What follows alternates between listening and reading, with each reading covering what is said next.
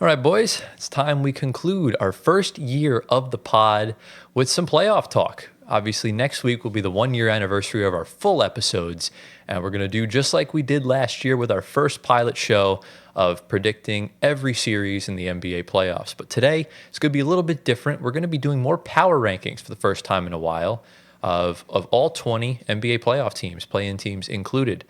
Now, as far as like ranking history for us, we did our preseason power rankings during like the summer months before the season started. Then we ranked every team after All-Star break. Things have changed since then, and it's only been a month and a half, really. So, we're going to power rank these teams based on whatever criteria we see as fit. It could be playoff trust, it could be way they've been playing, stuff like that. And these are the teams that we trust the most to the least, and who will be crowned NBA champions at the end of the season. So, How you boys doing today? We good. Doing good. Head is cold, but we hanging in there. Yeah, Gio with the fresh new buzz cut. Yeah. Looking Let me know clean. What you guys think? Yeah, let us know in the comments. Do we prefer curls or whatever Shortcut. whatever that is? Military cut. Yeah. Yeah. Yeah, I'm going to the military, so. Yeah, definitely. No, I'm not. Yeah. But salute everyone who is, for real. Yes. Thank you all for your service. That is true. So, and yeah, obviously it's episode 52, so we're closing off our first year of full shows, right? Just any sort of reflectionary points on the first year of full pods? Ooh. I'm gonna stretch, but no. It's just No. it's just a like a whirlwind. I feel like we're so used to like recording. We're not having issues like we did in the beginning. It's just kind of routine for us now that we come and sit in my couch over here, and Tyler sits behind that desk, and we just get right to work. And it's kind of just part of our life now. It's not really like routine. I mean, it is routine, but it's not really like makes us like upset. It never makes us upset or sad or anything. Yeah. Like it's not like a drag. We enjoy it, and it's a home away from home. Even though we are in my home, True. but it's a home away from home, and we enjoy it. Anthony's always like, let's hurry this up. Get out of my house. Yeah. No, when it's late, I want it's to go late. to sleep. Yeah. I could sleep like no problem. Yeah, like today. I don't Yeah, know. like today. I don't know why. Like I just crashed. Like We no show tomorrow. up. We show up. We say we're here, and then like 20 minutes later, he's like, "Okay, Yeah. I'll come get the door." My Right. nap was great. I'm gonna come right now. Hey, pause. I'm gonna Hey, come yo, downstairs wild work. right now and open the front door. And you guys Nasty wait in the work. You cold. tried to save yourself. It You didn't try to work. save yourself. It didn't Yeah, work. right. Let's just rapidly move on. If you guys enjoyed today's episode, be sure to drop a like, subscribe to the channel. Try and get us to 6K now. I almost said 5K again. Hit the bell if you're on Spotify audio platforms. Give us 5 stars, answer the polls, all that stuff. Follow our socials down in the description below. Get Gio to 1 million Instagram followers. Discord will be out next week. Some family matters came up last week, so I couldn't really attend to the Discord server. So we'll get that out as soon as possible. We apologize for that. And we obviously have our first, typical 45 minutes to an hour of news, and then we'll jump into the main segment. So guys, do we have anything else to say before we sort of dive right in? Let's go. Let's ride. Oh, make sure, actually, one more thing. Make sure you all go wish Antoine a happy birthday, because by the time this episode Thank drops, you. he will be 96 years old. Yeah, Right. right. Yeah, happy birthday to Antoine. Tomorrow. Not So- many people live that long. Yeah, it's No. crazy. It's crazy. So, go wish Antoine a happy birthday, Yeah. and let's get into the first segment. Let's go. All right, it's 2 days later. This is why the pod, unfortunately, is coming out a day late, because, of course, our timing is absolutely impeccable, where things decide to happen in the NBA the day after we record. And that's just, the unfortunate reality of it. So, but at the end of the day, we just want a good quality episode. And if we let this sit for a week, you wouldn't really get our genuine, authentic thoughts. Yeah. So basically, it was a normal Tuesday morning. Not really much was going on in the NBA. And all of a sudden, we see a tweet. Yes, it was your birthday. We see a tweet from Shams Charania that the Nuggets have fired head coach Michael Malone. Now, the Nuggets had just lost 4 straight games in horrid fashion. I mean, where do we want to start? I mean, you had the loss to Minnesota in double overtime. You lost to Indiana. I think that was like the final straw game. You lost to the Spurs. Just awful late game execution, awful defense, awful effort. All of that stuff was just insanely bad. So with only 3 games left until the playoffs, they're about to play their first game without Michael Malone in about an hour or two at the time of recording. So we'll see how that goes. But the Nuggets were not done because about 15, 20 minutes later, another tweet from Shams Charania popped up on the timeline that the Nuggets have fired general manager Calvin Booth, which, if that was the only move by itself, that would have caused massive uproar of happiness in Denver, Colorado. But yeah, basically through all the reports and everything we've seen, Michael Malone and Calvin Booth did not like each other. They did not see eye to eye on things. They definitely talked behind each other's backs. They couldn't really form one common goal. They didn't share the same philosophy, stuff like that. We thought the Nuggets would choose one or the other. And at the end of the day, they just decided, let's just get rid of both of them and start clean and start fresh. So Gio, you are the temporary Nuggets fan right now. Share your thoughts on this whole situation. I really just don't understand right now. At a loss of words, but I'm kind of confused. Was it Calvin Booth that fired Malone? So it was the owners. Josh Kroenke. It was the Josh Kroenke. Josh Kroenke called both of them into his office. I don't and fired understand that, though. Why would he fire both of them right before the playoffs, like right before? I'll give you some. And they're in decent standing, you know? Well, not really. They could wind up in the play-in. But they also could wind up with, 3 seed? 4 seed, I think. If they win out? If they win out, they could potentially get 3, but Exactly. they're more likely to fall anywhere from 4 to 7. Okay, well. And Yeah. look, here's where I'll kind of bring some more context to the situation. So, had the Nuggets not won in 2023, they were planning on firing Michael Malone. Yes. They obviously win. Winning secures your job, right? It happened to Mike Budenholzer in 2021. Presumably that also happened with Steve Kerr in 2022, and it happened with Joe Mazzulla last year because, the way that 2023 was handled wasn't really the best of their ability. Obviously you have a heartbreaker in Game 7 last year, everything like that. This season's not going the way it was supposed to. He had every intention of firing both of them at the end of the season. Now, granted, before All-Star break, they were on a heater, and then they went 7-13 in their last however many games. Things were starting to rapidly go downhill. And to think, if you fire it now, you expedite this process, maybe this kind of kicks you into a high gear. And, on one end, this could be a momentum-changing move for the playoffs. Or if you lose in the first round, there's a perfect excuse in the book. Also, everybody's contract that they fired expired at the end of the season. Not Malone's. Not Malone's. He just signed an extension last year. All the assistants and Calvin Booth's contract. So it's kind of just do it now or wait till I guess the end of the season while they expire. Yeah. So I still don't understand the firing of Malone. Yeah. Because, from what I understand, Jokic, Murray, and pretty much the whole team actually likes Malone a lot. Yeah. Right? You have Jamal Murray thought that his time was up in Denver, but Michael Malone was like, "No, we're staying loyal to you, bro. Yeah. Even though you got injured, we're staying loyal." So Murray, his loyalties to Malone goes far. You know what I mean? And then same thing with Jokic. He showed up to where's he from? Serbia. Yeah. Showed up to Serbia, met his horse.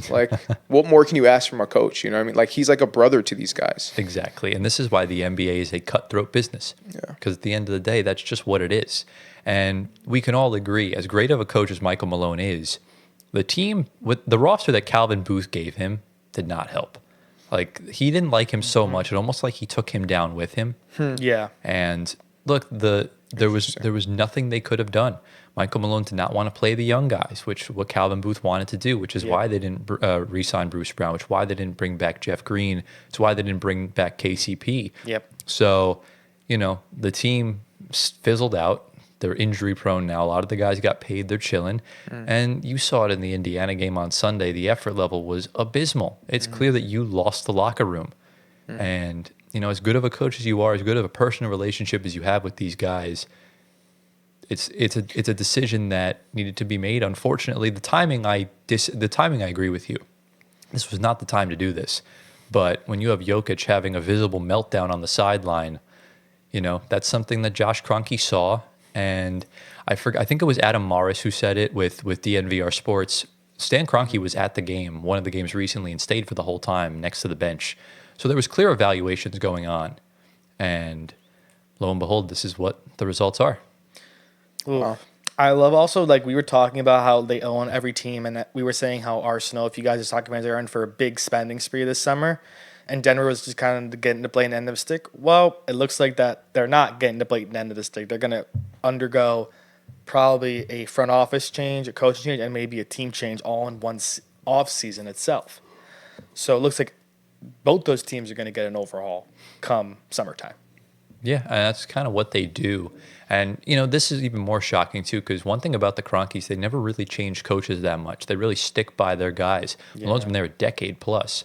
So, that's just, it was very uncharacteristic of them. But when you're having a disastrous season like this, when you were clear and away about to be the 2 seed in the West, and now all of a sudden that's gone, and you could wind up in the 8th spot, that's not good. Yeah. Yeah. I don't think it means firing your coach that got you a championship, was there for a decade, developed the core of your team. Well, it doesn't make sense. Something doesn't add up here, and I think the NBA needs to be investigated because this is insane. I'm going to give you another food for thought. So if teams want to attract the best front office exec or GM, it's harder when we have a coach in place that they don't want to work with. So, like, if they want to bring in the best available person, like the Pistons, for example, they brought in Trajan Langdon first, and he brought in JB Bickerstaff. Yeah. You always bring in the GM first to pick their own head coach. So, if you fire the GM instead of the coach, you might not get the best available GM to come work with Michael Malone because they want to pick their guy.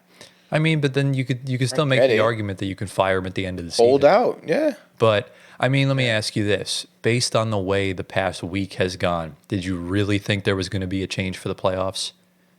Based on the way Denver's been playing, they probably would have gotten swept. Yeah. Now, granted, we don't know what this is going to look like with David Adelman as the interim head coach, but, he's destined to be a head coach in this league. This now gives him an opportunity in the biggest moments to prove, do you have what it takes? Because if he leads Denver to the conference finals, I think they could work with him. But if they fizzle out in the first round in 4 or 5 games, then it's time for you to go to the drawing board and look for a new coach. And there's plenty of options available right now. Yeah. You're throwing Adam into the fire a little bit. It's not really the right thing to do. I'm sure he knows Malone's system as the interim, being there for a long time. But on such short notice, throwing him to the fire in the playoffs is not ideal for any of them. But like you said, maybe he does take him to the conference finals, and that is the guy. And he's going to run his own system because it's clear, like, the Nuggets were 20th in defensive rating this year in the NBA, and Jokic himself had expressed frustrations with the defensive schemes Malone was running. Mm-hmm. Now, granted, Calvin Booth didn't really put the right roster around him to do that with, but, at the end of the day, if David Adelman brings a better defensive scheme, which, doesn't leave the three-point line wide open, then there could be some sort of change like that.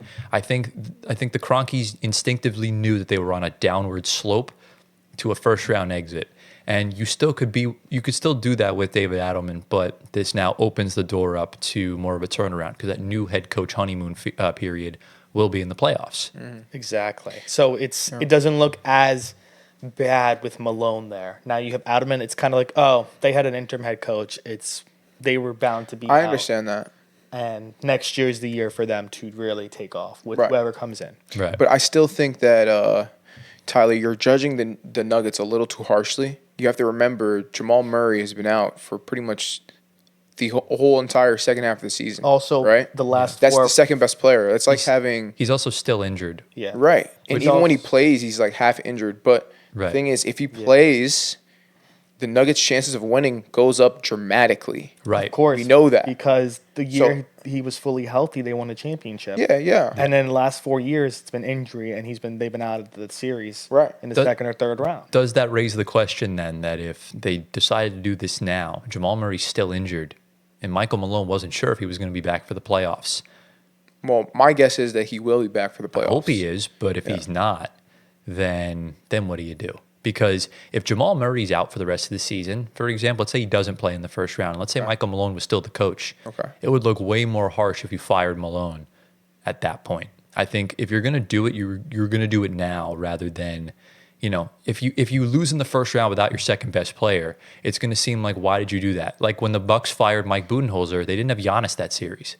So I still don't understand. Why would you fire him before the playoffs? Well, they were going to fire him anyways. Okay. Then why does it matter when you do it? I think it just makes more sense to let the playoffs play out. I agree. I'm know? just trying to I'm trying to think of the mind of Josh Kroenke. Yeah. 'Cause that's a decision he made.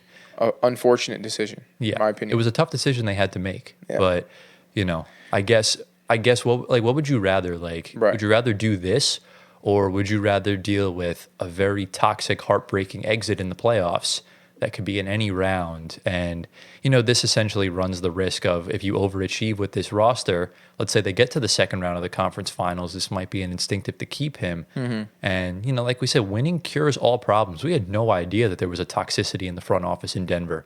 We had no clue because this team was so good for so many years. And I think they wanted to be done with it and move on. So Shams also just put out, I guess, a report not too long ago that once these firings were made, Jokic was informed immediately. Yeah. And all he said was, "I understand." Really? Yeah. And that was it. They weren't. I mean, I knew they weren't going to consult with Jokic because he doesn't really like change that much. But I think he was clearly frustrated by the way the team was playing, and Was he frustrated at the team or at Malone? I think both. It's everything, I think. Probably both. Yeah. It's kind of. Because look, I mean, if you look at all the superstars that have came and gone through the NBA, Jokic, as far as like current season, right? He's never played with an all-star, all-NBA, or all-defensive player. And that's something that a lot of these all-time greats were able to hang their hat on, right? Like guys like LeBron, guys like Jordan, guys like Durant, Steph. They all had, guys to alleviate pressure off of him. Jamal Murray hasn't been available much, right? And you got 2 good playoff runs out of him. And one of them yielded a championship. The other one yielded a conference finals. But Jamal Murray's just not on that level compared to... He is a playoff riser. He's a playoff riser, yes, but he's not an all-star. He's not an all-defensive. Should be an all-star. He should be an all-star, but then again, his regular season stats don't really warrant it. He's just good in the playoffs. But that's something that, the front office didn't really do. And I hope they decide to do that moving forward with this new chapter for them. But... Yeah. So you're hoping that the Nuggets move on from Jamal Murray? No. I said get Jokic some all-star help. Okay. Get him an all-defensive player. And does that mean getting rid of Jamal Murray? Does that mean getting rid of MPJ, Aaron Gordon? They don't want to trade MPJ, so I'm a little confused on what they're going to do because you got to trade someone. Right. It's going to have to be MPJ. Like if you're going to go out and get a Kevin Durant, he is collateral. That's what Anthony was saying. Yeah, but I don't know if trading for Kevin Durant's the right thing. It's almost like it's so risky. It is because it's an older player. Yeah. That's the problem. This team needs You defenders. need young players. Like if the Nuggets had done this last season, do you realize how much easier of a time they would have had? Because like you realize how low you could have gotten Dyson Daniels from New Orleans for a second round pick. Like imagine him on that team. That's the point of attack they needed. Yeah, and letting That'd be insane. KCP go is kind of the biggest mistake in all of this. Right, and Can that's you the imagine thing. Brown and Dyson Daniels. Yeah. Yeah. Like nice. and even as far as like, not just the head coaches, because obviously there were guys available, but like the 2 best assistant GMs on the market, or the 2 best GM candidates on the market, had gone by that point, right? Jeff Peterson went to Charlotte, and Trajan Langdon went to Detroit. Now you're left in a situation where, what does Denver do from here? Because your assistant GM is okay. I forgot his name. You're gonna have to poach someone, or you take a flyer on Troy Weaver, which he's not that great of a GM either. No. So my recommendation is, I have his name here. His name is Steve Rosenberry. He's the current assistant GM for the Blazers. He's been there for the past 15 years. Joe Cronin just signed an extension with the Blazers to be their GM for the next however many years. So if he wants to be a GM, that's someone you could give a call to, because Portland's done a great job since getting rid of Dame. They handled the trades beautifully. They've, ever since obviously getting Dame over to Milwaukee, they fleeced with Holiday. They were able to get Brogdon from Boston, and then you flip Brogdon for more assets. You flip Brogdon for Denny Abdia. So things are working over there. And as far as head coaches, do you all have any recommendations on certain coaching candidates? I connect this back to my coach that's not fired yet for his pad defense. Not fired yet is crazy. Yeah. He's going to get fired. Yeah. Tibbs had also saying that press comments he had is that it's a very big disappointment that Malone was let go. Because Malone and Tibbs go back a long time. Oh, really? Yeah. Yeah. A bunch of coaches were Like even Malone himself had called out the Grizzlies and Kings for firing their coaches. So I think Malone is a top candidate for any other team not named the Nuggets, along with Taylor Jenkins. Yeah. Well, you have Taylor Jenkins and Mike Brown available if you're the Nuggets. So it's either that or the other one. I think it's either Mike Brown or Taylor Jenkins. Or you go for an assistant coach. Or Adelman. You could stick Adelman. I would probably lean towards Sam Cassell right now. Yeah, Boston. And as for Michael Malone, it's looking very likely he's going to be the successor to Greg Popovich in San Antonio, which is where his coaching career started. Oh, wow. He comes from the Pop Circle. That would be pretty nice. Cool, Actually. Yeah, that would be nice. If you're San Antonio, right? He single-handedly developed Jokic. Right. You have Wemby sitting right there. There you go. With De'Aaron Fox and Stephon Castle. Another point guard center duo. And very reminiscent of Denver. And there's actually capable defenders on this roster. This could be Yes. good. This could be good, yeah. That's good for San Antonio. That would be because Pop is, with all the health stuff this year, it's kind of looking like it's very rare we'll see him next year on the sideline. Yeah, I doubt it. Yeah. So, all right, wait. Can we spin this back to Denver really quick? Yeah. I wanted to talk about everyone saying Russ is the issue. Russ is the big problem. Is the scapegoat. What do we have to say? There was one reason, like one of the factors for Malone going. A lot of people were upset that he was playing Russell Westbrook in clutch minutes over Jalen Pickett. And what do you think about that? I want your opinion specifically. So it's hard to talk right now after what Russ did this past week in the clutch in multiple games. So it's specifically that one game. He did it against San Antonio as well. He didn't play great against Indiana either. Jalen Pickett, he had like one really bad game in the fourth quarter, but he was a player I was very wrong about. I thought he wasn't an NBA player. He's a very decent role player. He's a good point guard, and he got a triple-double the other day. He's okay. Yeah.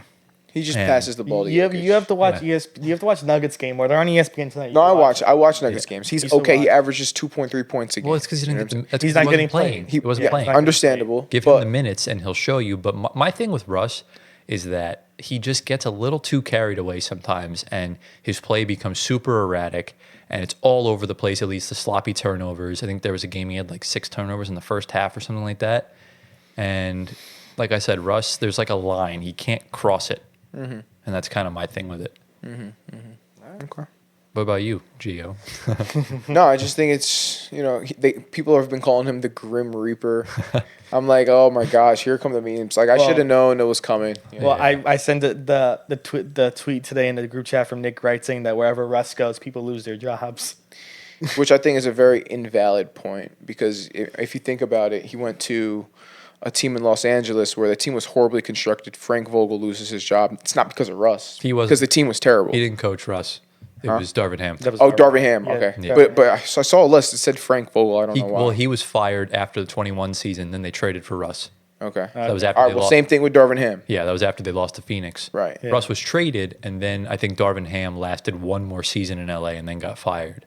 Okay. Yeah. But I don't know because I'm trying to think because he went to Houston after OKC, right? Yeah. Well, Utah, and Washington. Yeah, Mike D'Antoni. He was done after that. Yeah, he was done after that. I mean, it was a terrible team. Nobody over 6'5" on the team. Right, yeah. It was, this is not because of Russ. Let's make that clear. That's Nick Wright. Yeah. Okay. Nick Wright. Yeah. We're calling you out, buddy. Nick Wright. Then he went to Washington. Yeah. He wasn't there. Scott Brooks. I mean, you have Bradley Beal as your best player. Look at him now. You know what I'm saying? But he averaged 32 that year. He did average 32. Yeah. We went to the playoffs because of Russ carried them to the playoffs. Mm-hmm. I mean, the team was full of young players, rookies, and it was just, not a team you expect to do in the playoffs. It just seems like awful coincidence. But it's not because of Russ. Let's It's a coincidence. make that clear. It's a coincidence. It's a coincidence. I'm not saying he's the reason. It's a coincidence. But I could tell you that I could tell you that Russ in the last week definitely was a deciding factor in doing it now. That's true. I think so. Yeah. Because if they win that game, because fair that point. double overtime game, that's a momentum killing loss. Fair point. Like as soon as they lost that game, they were done. Like I might not even pick them to get out of the first round. Seriously. So this whole thing changes I need to see this week how our lists that are going to come up in the next segment, right? I don't know. We're gonna have to find out. Okay. So. Well, yeah, our rankings are kind of weird now. Our rankings are skewed now because but Malone's it's okay. firing. It's fine. But yeah, and then as for Calvin Booth, deserved. I'm not gonna sit up here and try and defend the guy. Bro hasn't made an in-season trade in 2 years. fell asleep at the trade deadline and during all off seasons. Yep. Congrats on drafting Christian Brown. It's really about all you did. Tim Connolly did all the work, and you just kind of took credit for it. Yeah. And a lot of the moves, the notable moves he's made was giving Dario Saric a 2-year deal. He obviously got Russell Westbrook. He dumped all 3 of the remaining second-round picks to get rid of Reggie Jackson. Yes. And tried to. He literally said in public he tried to trade Zeke Naji for Chris Boucher, and nothing could happen. So That's so bogus. yeah. You could try. It's not that hard. So yeah, that's essentially the gist of the Denver Nuggets. So Yeah. We'll see. We'll have a lot of talk in the offseason about coaching and GM. Maybe. How many GM hirings are open? 1 or 2? just the one. Just the one. Okay. All right. Yeah, as far as I fine. know. Okay. So do we have any final thoughts regarding the Denver Nuggets? No, let's move. All right, so yeah, what we're going to do now, this is the first segment of the show, obviously, 'cause it's breaking news. We're going to get you on to the rest of our show, and we hope you enjoy it. All right, so we're going to intro with some really just exciting news for me and myself. These guys will probably be excited as well, but not as much as I am. So the NBA and I guess Shams Charania, the one that reported all this, announced the 2025 Naismith Basketball Hall of Fame class that's going to get enshrined later this year. And there are a total of, I think, 7 names. 2 NBA players, 3 WNBA players, and then 1 coach, 1 general partner, and 1 referee. I'll go in order from what I just said, NBA, WNBA, and so on and so forth. So the NBA enshrinements are 2 guys that we grew up with, 1 that is dear close to my heart, 1 that's probably not. I'll start with the first one. That's Carmelo Anthony, officially a Hall of Famer. Very happy for my GOAT. He needs number 7 retired in the rafters tomorrow. Okay. I want number 7 in the What rafters about tomorrow. number 15 in Denver? Yeah. What about No, that? I think 7 is more One notable. playoff series win. Right, Let's right, go. No, but Yeah. it's so Melo is New York. It's so different. I agree because I had the Denver jersey, so I'm okay with that. But Jalen Brunson's already done way more for that team than Carmelo ever has. so Melo is Wait, quick question about the jersey retirement. Yeah. Should Denver retire Melo's jersey or Jokic's jersey or both combined? Well, not combined. They'll just do both. they'll do both. They'll do both. Correct. Because we would have been in the same situation had we won a championship. We would have had Kyrie and Brooke Lopez. Right. But now we're just going to retire Brooke Lopez's probably. Yeah. So. Yeah. Melo made the Hall of Fame before LeBron. Well, they're all He's still playing. Wait, actually, How does this affect LeBron? actually, in this article from the NBA, it says, and LeBron James and Chris Paul are part of the group that's headed to the Hall as well, even before their playing careers end. I don't know what that means. If they're already getting enshrined, but I guess their trajectory is saying they'll certainly be in the Hall of Fame. I mean, they will. It's no debate. Yeah. The second player, we know him for being a bald-headed player, but now he has really long hair. Dwight Howard is the second inductee. Yeah, deserved. Honestly deserved. I understand, he was washed as fuck at the end of his career. Not really. Yeah, I mean, what he did for the Lakers? No, but I'm talking about after that, when he played for Philly and then he went back to the Lakers, didn't look good. Yeah, after that season, yeah. His prime, he was one of the best defenders, ever. I feel like hot take really quickly No, before you say anything. Yeah. Dwight Howard, if he played in Wilt Chamberlain's time, he would have been Wilt Chamberlain. Hot take. Okay. Okay? Fair. He is just less horny. Yeah. Dwight Howard is a one-time champion, if you guys know what championship that was. The Lakers. We literally Bubble. just talked about it. Okay, I thought you guys didn't know. Okay, the bubble. Yes, the bubble. So the 3 WNBA players, I all know these players. I'm sure Tyler knows, maybe you not. I don't know. Sue Bird. You should know who Sue Bird is. I know. Maya Moore. Yeah. And Sylvia Fowles. No. I actually don't know who she is, but I know who Maya Moore is. Yeah. Sylvia Fowles is a legend. The one coach that was inducted. Stop acting like you know who that is, bro. No, I knew WNBA. It's like she's a legend. No, I she knew is. it from the beginning. I know all these people. Okay. The coach is actually someone I've been calling for to get fired, but I think deservedly needs, I guess, this Hall of Fame case because I think he's a Hall of Famer. Billy Donovan. Yeah. What? Is in the Hall of Fame. Billy Donovan? Yes. Mm-hmm.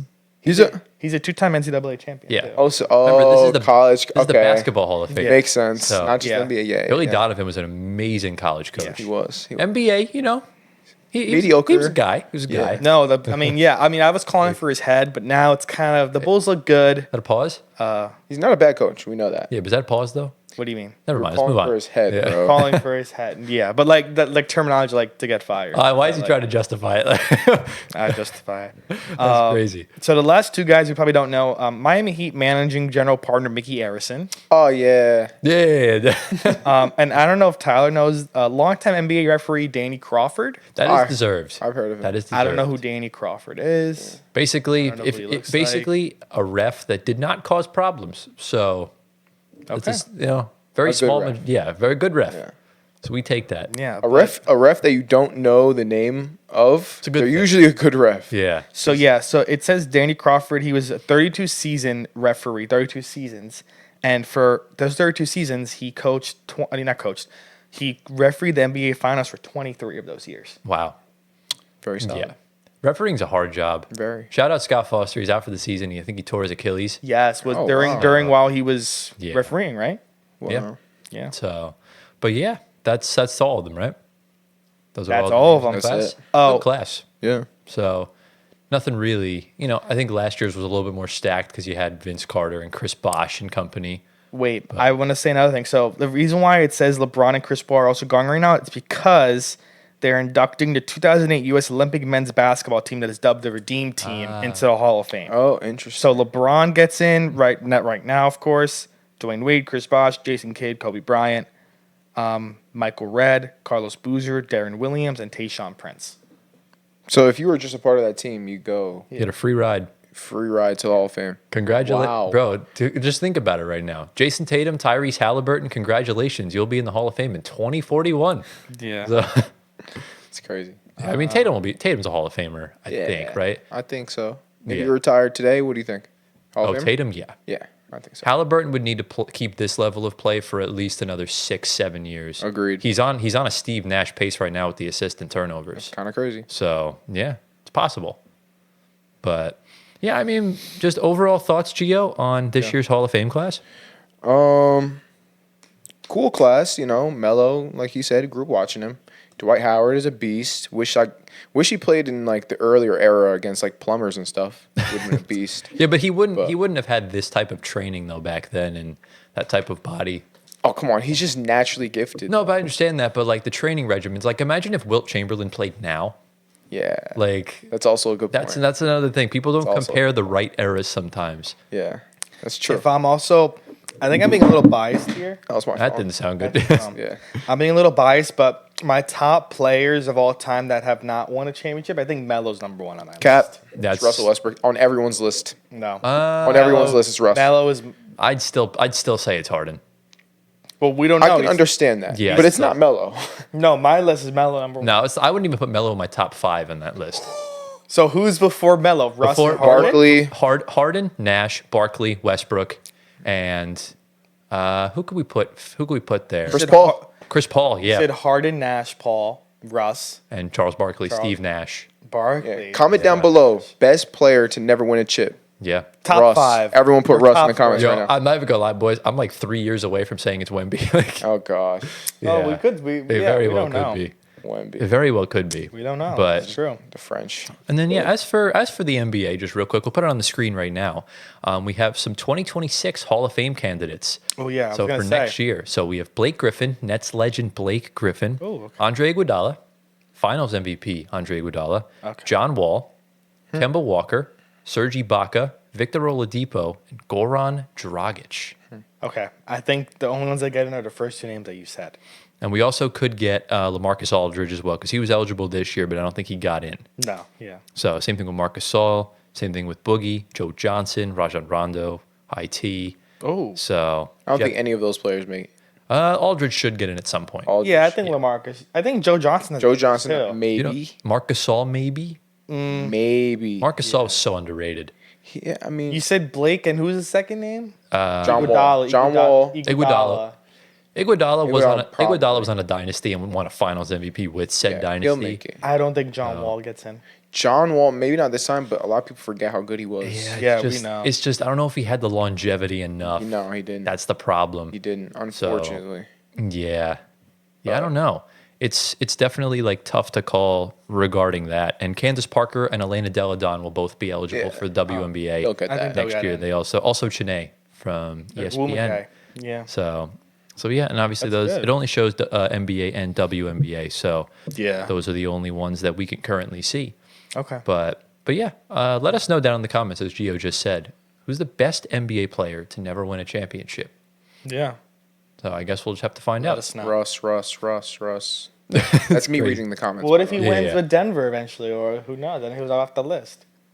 He's not going to be Even on. with Oh, Harden. true. Even with Harden. Yeah, but then again, it's just like Denver's not winning this year. not only is Who Denver knows? not winning this year, but Russell Westbrook in the past 72 hours has done a lot single-handedly to make sure that does not happen. Well, no, he had one really bad game where he missed the layup, and then after that, and then he fumbled against the Spurs in the fourth no, quarter. but he still had a 30-point triple double. You can't put that on him. He did his job.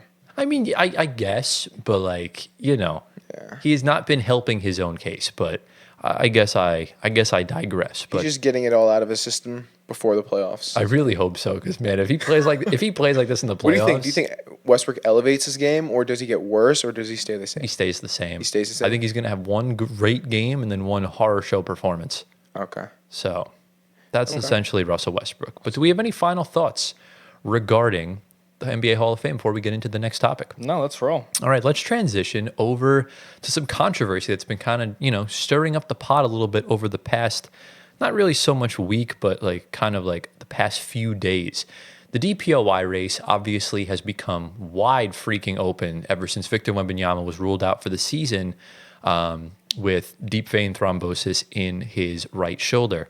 And this is kind of, there's been a lot of different takes and everything regarding who should win. And obviously we know guys like Dyson Daniels and Jaren Jackson Jr. and Evan Mobley have been names that have been thrown around as players that should win. And obviously we know the Golden State Warriors have been playing really well since they got Jimmy Butler, everything of that nature. And of course, because of the Warriors, they're going to get talked about all the time by ESPN because they're one of the 2 or 3 teams they always talk about every day. And I can't find the tweet I was looking for it, but if I do, I'll put it on the screen right now. We saw a tweet after one of the Warriors games that Kendrick Perkins said Draymond Green is getting my vote for Defensive Player of the Year.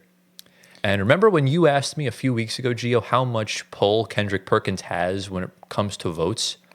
Well, we'll put another tweet on the screen right now from shout out Kenny Beecham, king of the fourth quarter. On FanDuel Sportsbook, Draymond Green is the overwhelming favorite right now in the odds to win Defensive Player of the Year at minus 470. Yeah. What? Yeah. So Kendrick says one thing, and everyone hops on the bandwagon. What is this? I don't know, bro. Is it? Wait. So let me ask you. Yeah. Is it Kendrick Perkins' influence, or is Kendrick Perkins actually seeing what's being done and accurately saying what's being played out in the basketball games? Based on what he said about the 2023 MVP race, it definitely is the first option. So it's just his influence. I think it's just his influence, yeah. Wow. Because tell me this, tell me why, just listen to the odds, right? Because obviously Draymond's minus 470, Evan Mobley plus 360, Lou Dort plus 1,000, Dyson Daniels is plus 7,500, Yeah. and then Jaren Jackson Jr. is plus 9,500. That's insane. Yeah, also, I was just on FanDuel, the MVP odds are not close at all. SGA is a minus 10,000, and Jokic is a plus 1,500. Yeah, So they're not even giving Jokic, a close odds. Remember, Stephen A. made up his mind a month ago. He made up his mind at the start of the season that he wasn't going to vote Jokic. And because all these big-time media people have this influence, they're going to follow suit. Obviously, had Jokic not won an MVP prior to this, he would have ran away with it. But because he's already won 3 of them, should have been 4, he's going to get the short end of the stick. And ironically, his 2 best seasons, he's not going to win MVP.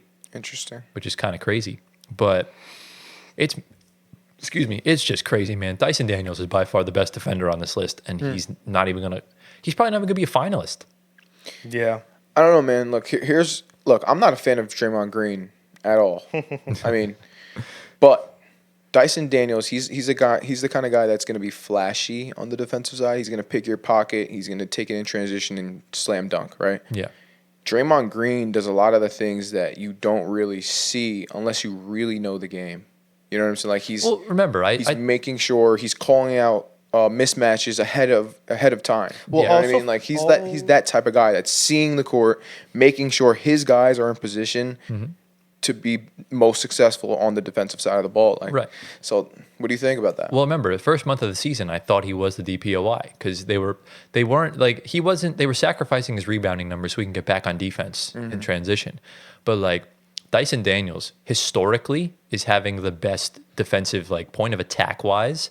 He's got like the most steals and most deflections like in a very long time. Talking like decades. Yeah. This hasn't happened.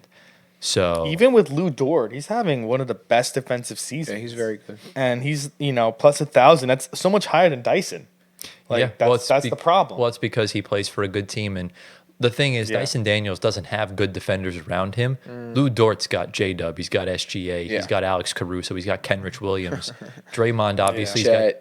Chet. Draymond's obviously got Jimmy Butler around him. And he doesn't have as many good defenders, but Dyson Daniels, Trae Young's one of the worst defenders in the NBA. Yeah. Like, he's always going to be on the court. Clint Capella's pretty much lost all his defensive capabilities. Reese Shay's okay. I think just based off the limit, even like Jaren Jackson, he's got Zach Edey. He's got a 7'5" tower. I think Dyson Daniels is getting the short end of the stick here. Yeah. Especially because Marcus Smart was the first guard to win DPOY in a very long time. And I think Dyson Daniels should be heavily considered for this. Yeah, Yeah. man, I'd have to agree with that. Make a good case, strong case. On a side note, because we were talking about ESPN Kendrick Perkins, but Jay Williams was on a Pat McAfee show, I think when was I home last week? When was the day was I home? Oh, Friday. When I came home from when we were doing our stuff, all of us. Yeah. And Jay Will was on Pat McAfee because he's on 12 to 3. So I think one of his friends and co-hosts, his name's Ty, who I think is short for Tyler, but he was asking Jay Will, he's like, right now, what's going on with the media with, not pushing the OKC narrative with everybody being great in the West? Why are you guys always bringing it back to LeBron, Golden State, New York? He's like, why is this a thing? Why is this a media stigma? And literally the first words out of Jay Will's mouth is that LeBron pays the bills. Ooh. That was Stephen A. said? Or is that what Jay Will said? Oh, Jay Will said he that. said Okay, LeBron pays the bills. Pays the bills for ESPN. No, and for I see what you're saying. the hosts. Right. He said LeBron and Golden State and New York pay the bills for not only the hosts but for ESPN. Yeah. That is why Interesting. it always goes back to them. It's the truth. Because remember when I said a couple weeks ago when Michael Jordan was rude to my mom? What he said to her was true, and she would admit it. He said, "I am the NBA." Without Michael Jordan, the NBA probably would have went under.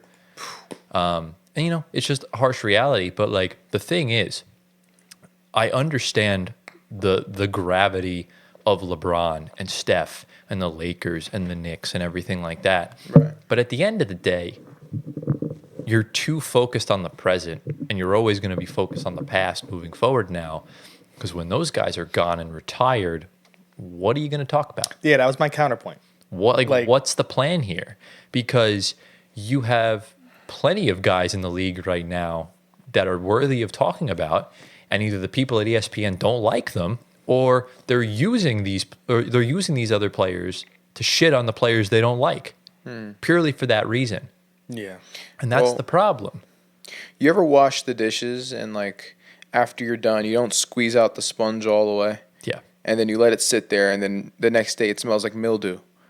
That's what the NBA is doing. They're getting the most out of it. They're squeezing out all the water out of this. They're trying to get the most out of all these players that are still here. Because if they don't get the most out of that, what are they doing? Exactly. They're neglecting the all-stars and the superstars that carried them all this way. Right. Why would they do that? This is a counterpoint. Right. Right? Why would they neglect the players that brought them all the way here? You know what I mean? What do you think?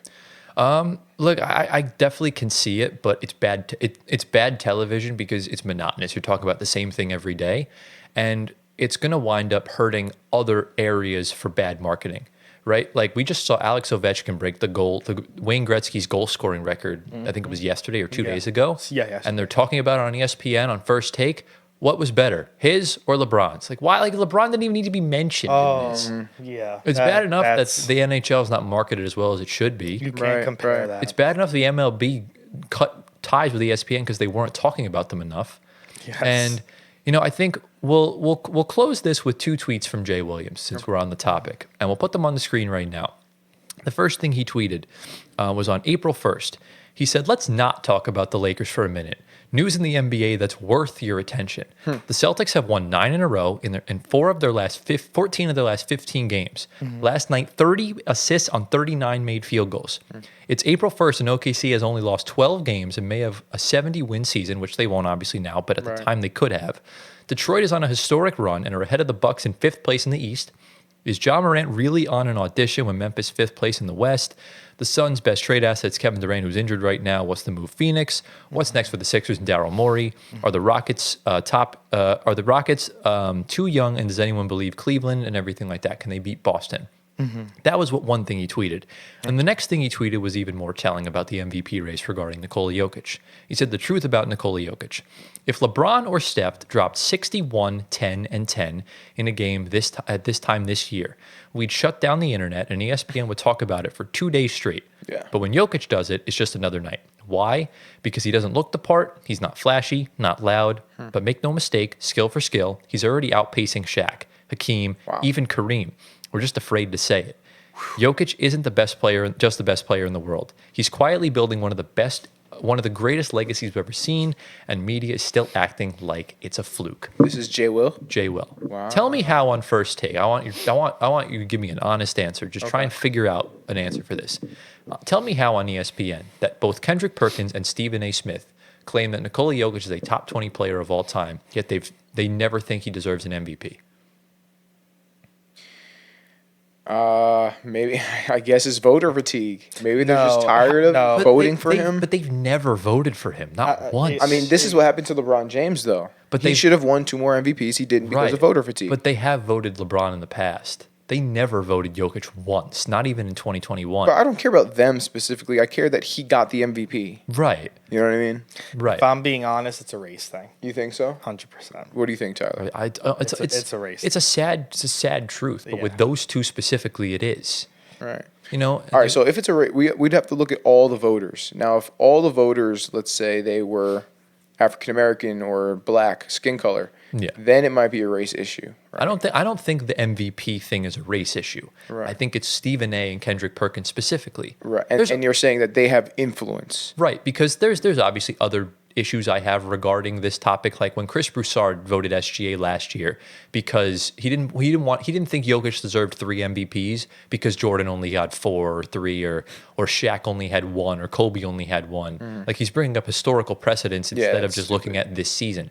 He gave a reason, but Kendrick Perkins trying to point out that he tried to indirectly state in 2023 that all MVP voters are racist. And the fact that ESPN had to make a statement the next day on first take, that's what I'm trying to get at. I see what you're saying. Trying to bend the rules to make it seem like it was white privilege. Right. When he said that Nash, Dirk, and Jokic were the only 3 MVPs that weren't top 10 in scoring when they were all tied for 10th. And the year prior, in 1989, Magic Johnson was like 12th or 13th in scoring and won the MVP. Right. Yeah, that's wrong. I'll say that outright. That's just outright wrong. Yeah. But at the same time, what if you had have they ever voted for a white player for MVP?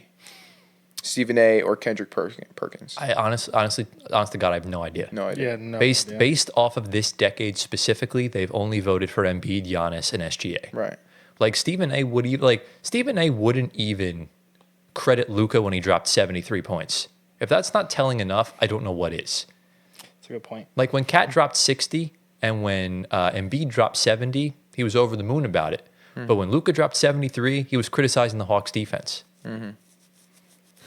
So, yeah, I don't know, man. I don't know. You gotta man. look deeper on this. Yeah. Hey, what's going on, man? I don't know, bro.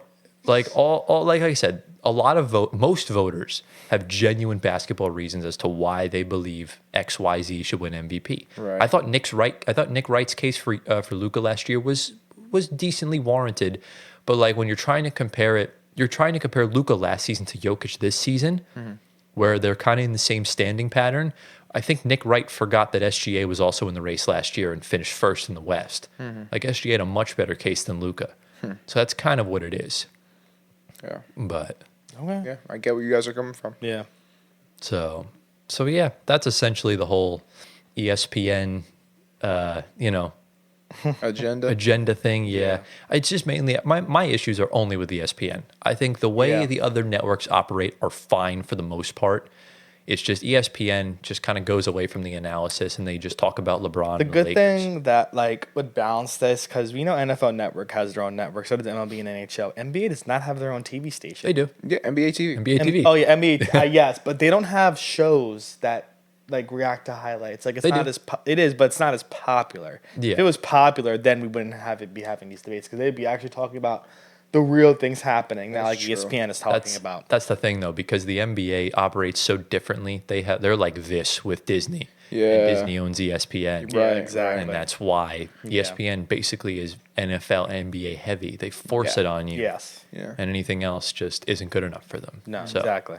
I would ask y'all who you pick for DPOY, but we're going to do that next week when Yeah. the season's over. Yeah. So we're going to save that. But do you guys have anything else to say before we get into the next segment? No, let's go. Welcome, everyone, to Tyler's Player Spotlight. We are back and better than ever. Basically, for those that don't know how this works, I choose a player that's been quietly cooking or playing absolute garbage and no one's really talking about it.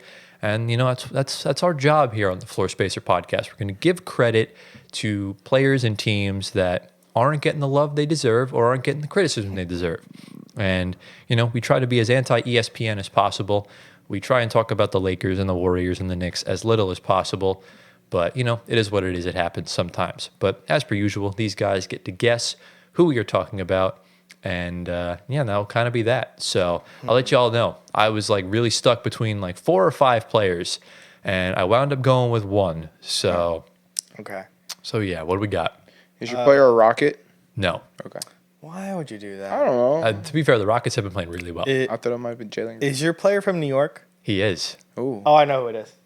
All right, say it. I said it already, Guess it, bro. guess it. I said it. It's OG, Just guess right? it. Is your player OG Anunoby? Zaire Williams is OG Anunoby. Yeah. But yeah, shout out my man. Thank you. Bro, Zaire Williams this season has been amazing for us. Yeah. What's That's he a been former doing for you lottery guys? pick. He's been cooking like Yeah. from 3. He's been really efficient. He's been good on both ends of the floor. Okay. He, like when a player's on another team and you're like, oh, this guy's definitely going to be on my team at some Yeah. point. We've been deeming this guy a net for like 3 years now. Really? Yeah. Wow. And weirdly enough, like it's one thing to get the 6 picks for Mikal Bridges. We got Mamadi Diakite from them, and we flipped him to Memphis for Zaire Williams. Oh, yes. This season, he's been probably the best piece in that entire trade. Wow. Yeah, he's been good. So, Yeah. shout out my man Zaire Williams. Yeah. And yeah, obviously the Nets had a huge tank win last night against the Raptors. Tank so we're win. guaranteed at least top 6. And if we lose out and Philly wins 2 games, we'll get into the top 5. That's the territory you want to be in. That's So, where you want to be. Yeah, well, Yeah. let's hope for the best. But most of the first picks have been given anywhere from 2 to 7, so we're in that range. But let's go to the other side of New York. Let's talk about OG Anunoby. Again, like I said at the beginning of this, players that don't get enough credit. He's been painting him as the problem all season for literally no reason. Well, it was mid-season. The first couple of weeks, I said he was hot. Now he's picked it up a lot. So I'm happy. Yeah, he has. So obviously in his last 8 games, he's averaging 29 points, 5 rebounds, 3 assists, and 3 steals with 2 blocks. So 5 stocks in his last 8 games. Wow. On shooting splits of 58, 47, 92. That's insane. That's Curry numbers. Yeah. Bro, he's playing like Curry on offense from 3, but he's really just playing like baby Kawhi. It's That's insane. Because he's the only player on this Knicks roster that knows somewhat how to defend. Because Wow. no one that team is just a bunch of cones. But Yeah. yeah, man. I mean, second straight week he's been named Eastern Conference Player of the Week. He's been hooping, and it's really just a shame that all this is going to go to waste because he plays for the New York Knicks. Oh my God, it's not going to waste. So what are the Knicks going to do in the playoffs then? You'll see in the playoff rankings next segment how where I placed them. I'm actually very curious Yeah. where he has the Knicks. Yeah. I'm curious as well. It's not like I know what He knows. It's not like I 'cause know, he but like set it up. yeah. But, Yeah, man. OG's been just on a tear this season, and quite frankly, doesn't get the credit he deserves on the defensive end. Because I'll admit, before this whole stretch, has not been the most efficient on the offensive end because, that's not really his job on this team. That's supposed to be Brunson. It's supposed to be Cat. It's those two only. And really, the way this is supposed to work is OG and Mikal Bridges are supposed to be this wing duo. They called them wing stop. Yeah. And, I think they dropped the chicken on the floor or something because, Mikal Bridges is a lost cause. And he's been hooping. Yeah, but he's okay. Remember, like I said, he had 30 points against whatever lottery team y'all just played, and against the Cavs, he had 8 points on like 2 or 13 from the field. That's yikes. So, yeah. So it seems like against good teams, he's trash. Yes, that is correct. He is. So the playoffs, what's gonna happen? We'll see. That was something Stephen A. said. Because during last year's series against Indiana, Knicks fans were trying to call Tyrese Halliburton a front runner. Stephen A. was proved wrong because even before the game started, he was talking shit to fans. Mikal Bridges, I know this from experience as a Nets fan. He is a front runner. Huh. So that's kind of what it is. But as for OG, he is the biggest X factor for the Knicks against anyone because he gives you their best shot. Yes. Because if Cat or Brunson's not having, Brunson's injured still. He's not going to be. He just came back. Yeah, but he's not going to be 100% for the rest of the season. That ankle took a nasty roll.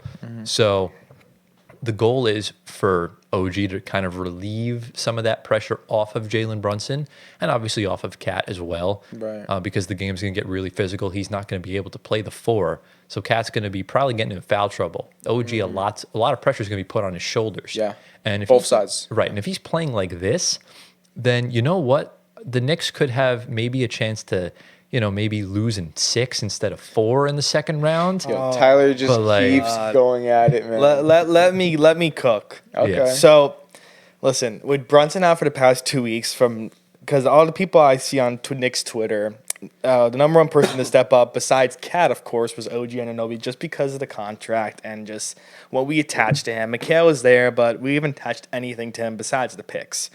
It's a lot. It's a lot. It is a lot of picks, but money-wise, OG Anunoby is the moneymaker on the team. So stepped up massively. We need Suni Lee in the crowd at every playoff game because we're going to go to the finals if that happens. Okay. But I transcend. Why do you keep saying that? It's digress. The thing, so yes, OG is amazing. Brunson, we'll see, because when Brunson is healthy, obviously we look at Brunson and Cat as the two guys. OG's kind of like the third guy. Yeah. We don't expect much because Brunson and Cat do the majority of the work, which hence why Mikal and OG are kind of on the back burner, but not really back burner, but they don't really get as much scoring as OG is now. And then you have Hart just does everything there. And then you have the bench. The bench is probably the biggest culprit because it's not filled with great players. You have Miles McBride, who's our 6th man. Of course, we love Deuce.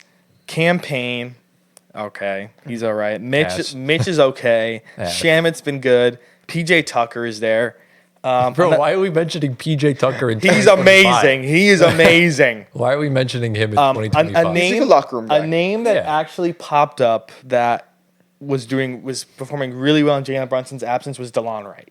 He filled in with Campaign. He was averaging about 10 points a game. Not bad. Now he kind of got back to that role on the bench because Brunson is back. But if playoff time, Brunson's out for a game or two, DeLon Wright can fill that point guard role.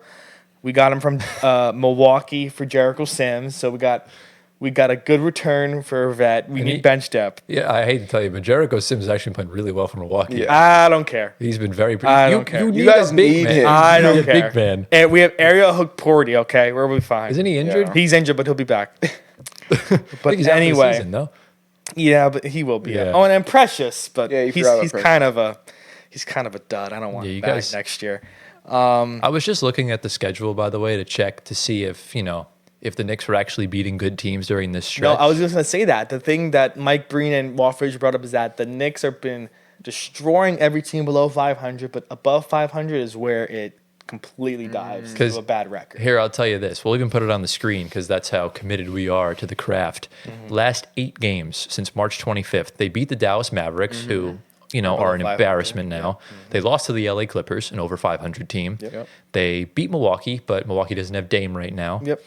They beat Portland, who's out of the play-in. They beat Philly, who stinks. They lost to Cleveland because that's a guarantee. Yep. They beat Atlanta, and then they beat the Phoenix Suns, who is probably one of the most embarrassing teams the NBA's seen in the past 25 years. Wow. To close the season, you have 4 games left. You play the Boston Celtics tomorrow at the time of recording. Cooked.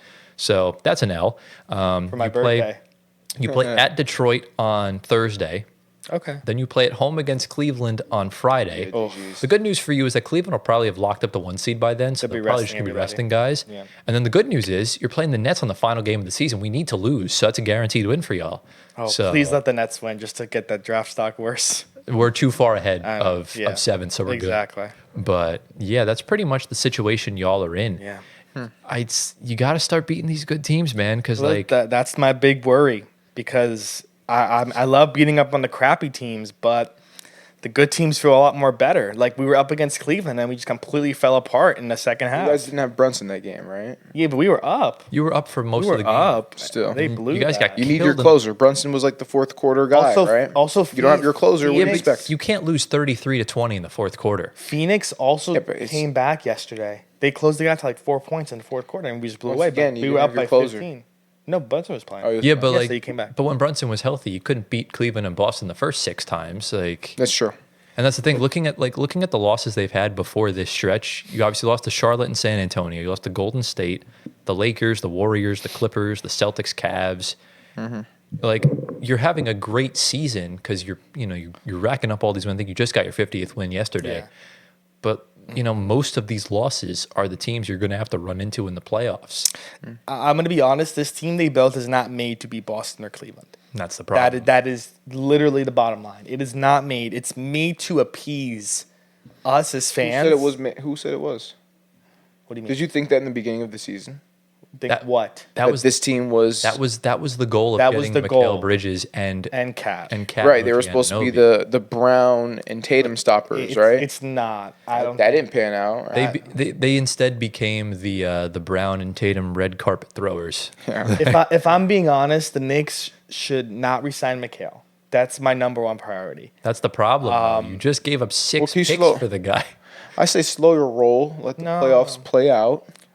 See what happens, right? I want something a little better. I want also a better bench. People are gonna have to get sacrificed to them to get better. Unfortunately. Let me ask you, Gio. Yeah. I want to ask your methodology here for each of these 3 scenarios. Go. So this is you can take this with regard to the roster, the coach, the general manager, whatever. So your thoughts if the Knicks get at least to the conference finals, what do you do?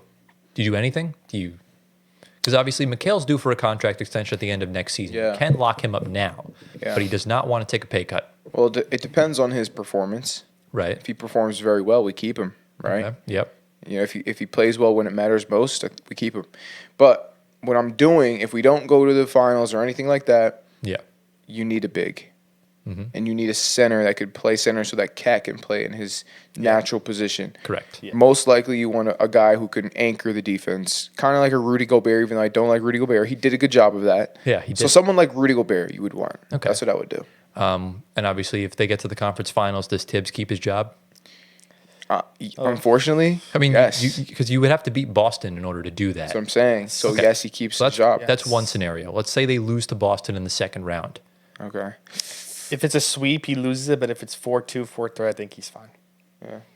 I don't know. I feel like if he loses in the second round, No matter 'cause what? Remember, if the Bucks had lost to us in the second round in 2021, Bud was gone. The only reason he kept his job was because they won the championship. Right. Yeah, that's they were true. ready to fire him. Right. Yeah, that's Bro's bags were packed. So who would the Knicks?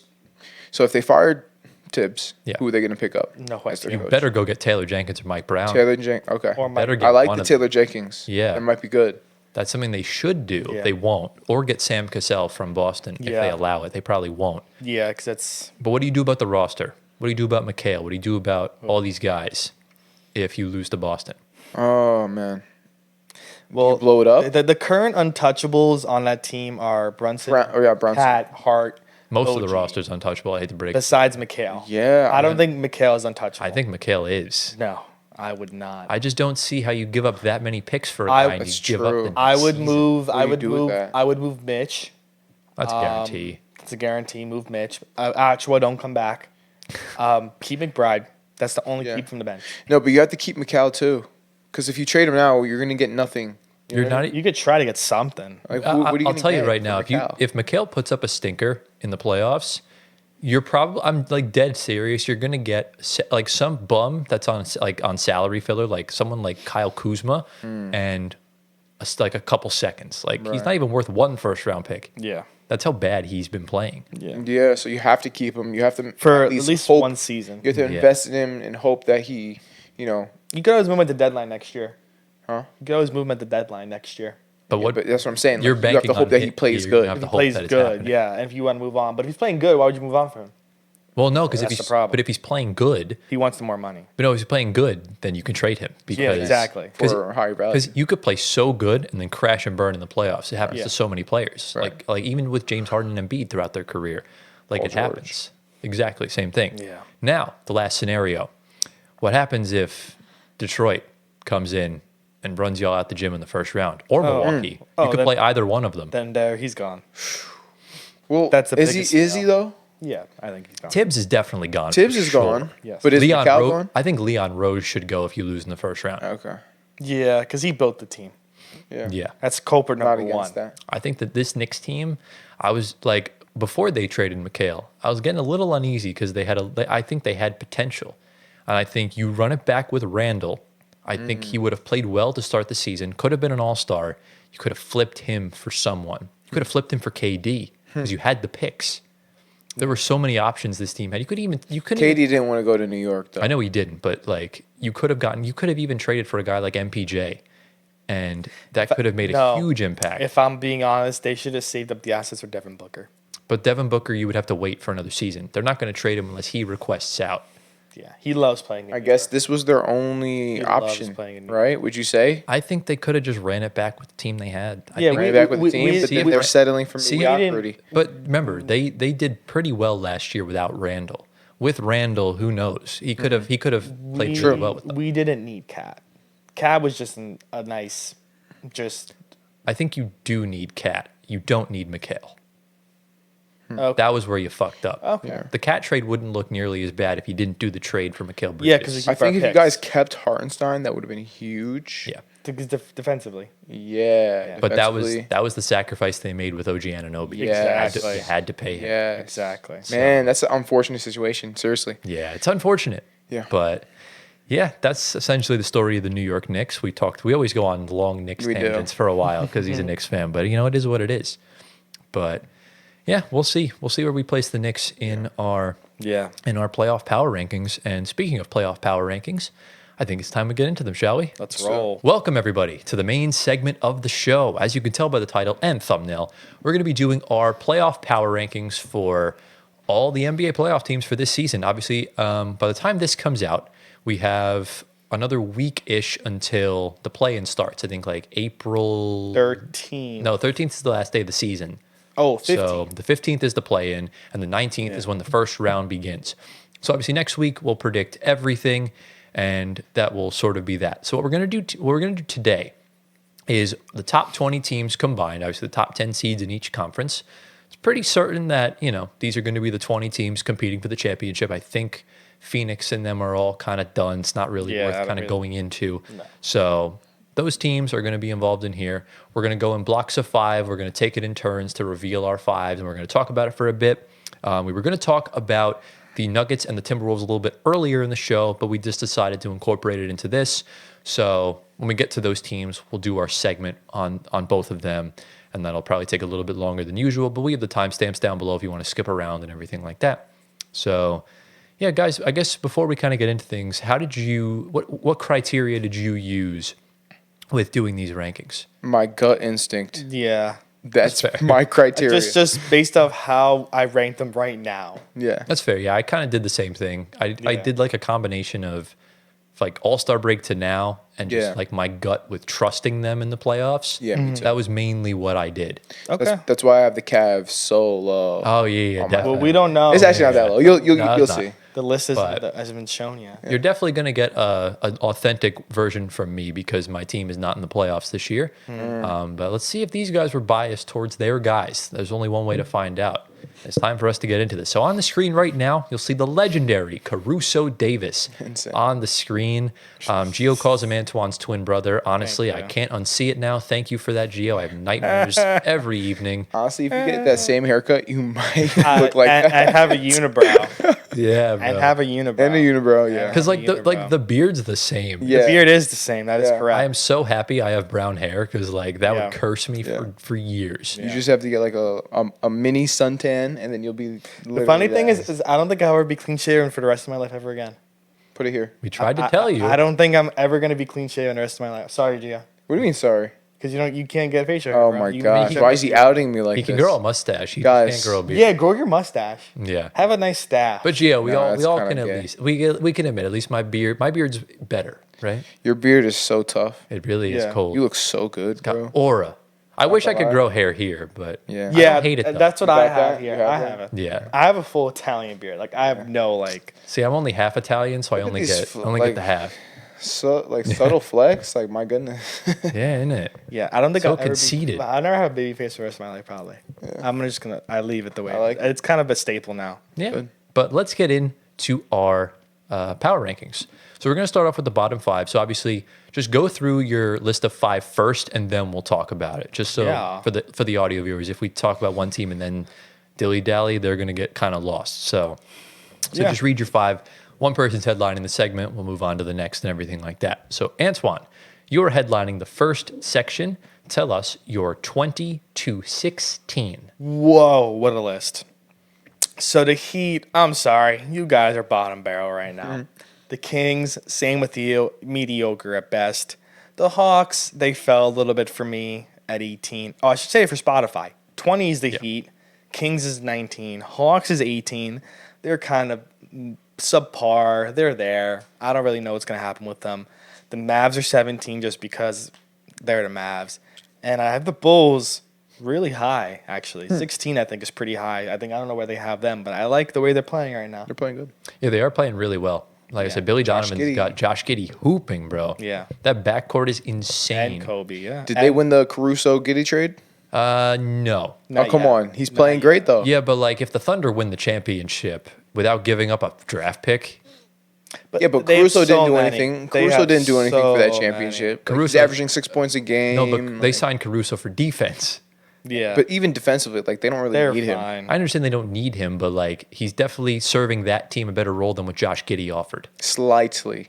No, it's a If- much bigger swing. If Josh slightly. Giddey was like this in OKC, like Chicago, they'd be a lot better. I don't Not think really. they'll be a lot better. It But wouldn't because they need a point of attack defense at the guard position. Like Lou Dort is more of a small forward. Yeah. Alex Caruso provides that. Josh Giddey was just a redundancy piece to SGA. Okay. yeah, I mean, look, if you had Josh Giddey come off the bench, Yeah. I think it'll be a solid 14 That minutes. wouldn't be bad. Yeah. 13. But yeah, but He Giddey, definitely wouldn't be playing this good. Giddey's thriving in a better spot. That's what Agreed. it is. For him. Yeah, it's a place where there's not a lot of pressure. This kind of suits his role properly. Yeah. And yeah, So I they just- both won. They both won, They but did. the Bulls should have at least gotten a draft pick. Yeah. Almost inexcusable that they didn't, especially Yeah. with who you were trading with. Not to mention the other two trades with the other two teams that had a plethora of picks anyways. Yeah. But Hawks, I'm surprised you have a little bit low. Yeah, I'm not really high on them right now. Me neither. It's just hard because like Trey Young is so known for carrying dog shit. It's like, I know, but He can get you I a feel like game. it's gonna be I mean, I like the additions of Levert and Niang. yeah. I like the way this team's kind of clicking on all cylinders as for like a play-in standard. If Jalen Johnson was healthy, it probably would have been above the Mavs. That's fair. For sure. Okay, understandable. Yeah. Both teams aren't really going to get past the first round. Yeah. So I guess. So, do you have Alright. any sort of qualms with Antoine's?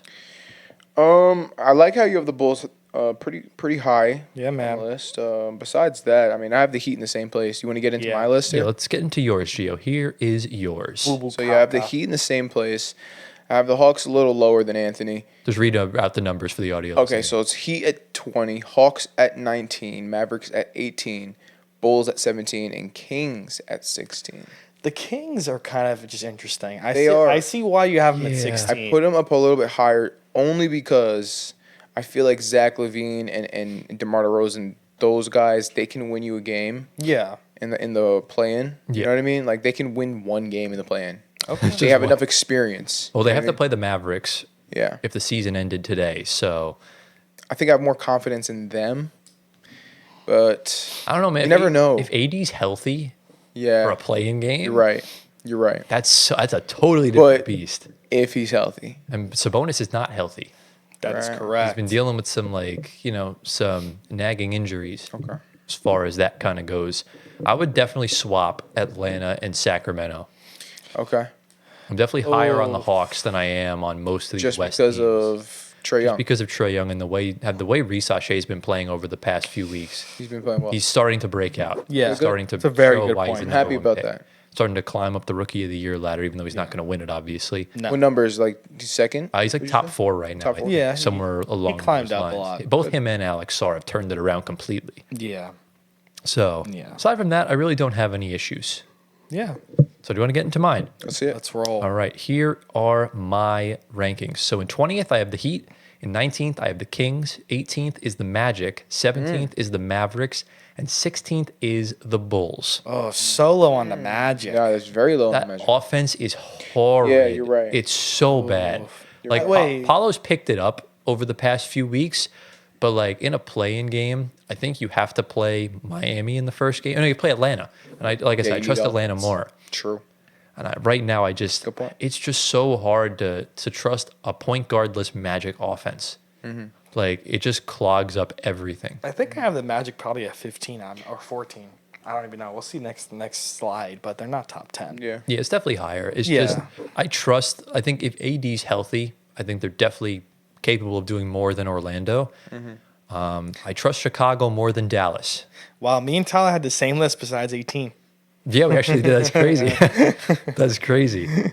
So, Yeah, all right. I think we're on the same wavelength with the bottom barrels right Yeah. now. yeah, I a mean, little bit. the Heat are just, Yeah.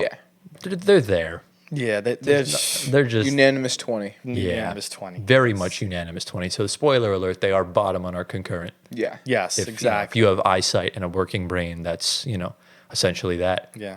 But do we have any final thoughts on the first set of teams? Let's roll. All right, let's get into 15 through 11. So these are the teams that are kind of, teams that we don't think are instant outs, but are almost instant outs, I would say. I am headlining this segment, and here are my next batch of teams. So in 15th, I have the Hawks. 14th is the Bucks. 13th is the Grizzlies. 12th, I have the Clippers. And 11th is the Detroit Pistons.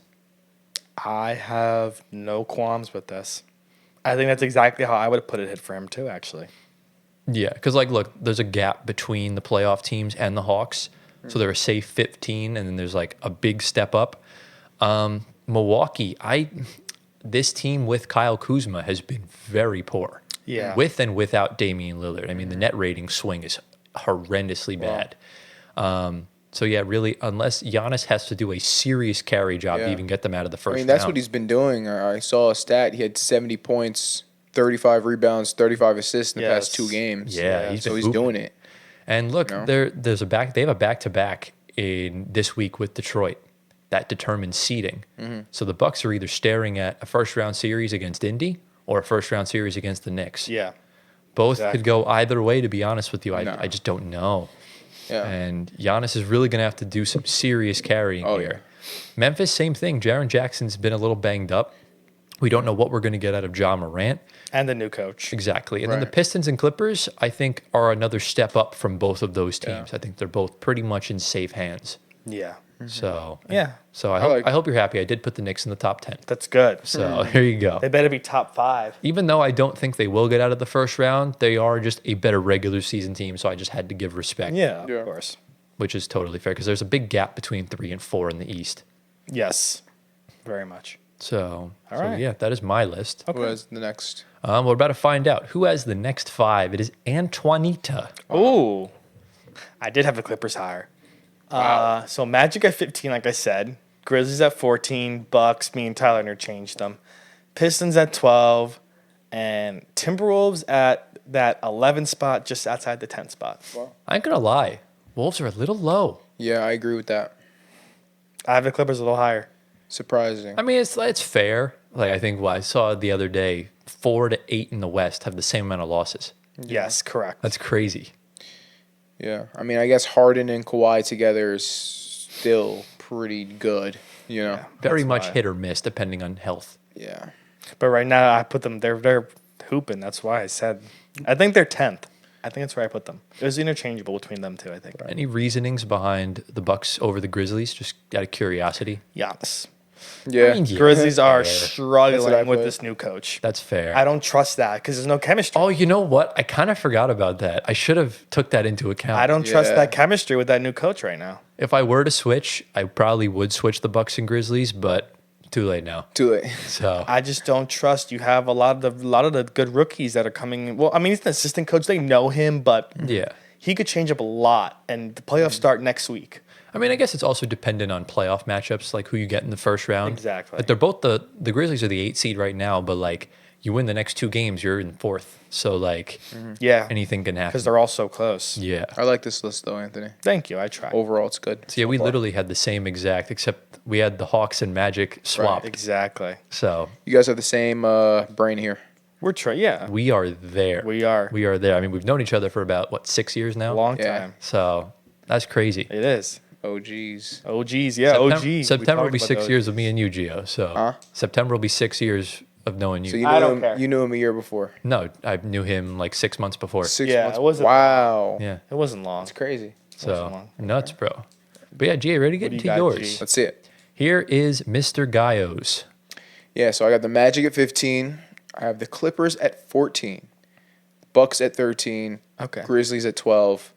And Pistons at 11. Clippers are kind of low. They are quite low. I don't. It's very interchangeable with these 5. That's the thing. Explain yourself, sir. So, like, to your point, right? Yeah. So the Clippers, like, although they do have James Harden, he's playing great, and they have Kawhi Leonard, who's a proven playoff time performer. Yeah. These guys are also very old, and they're very prone to injury as well.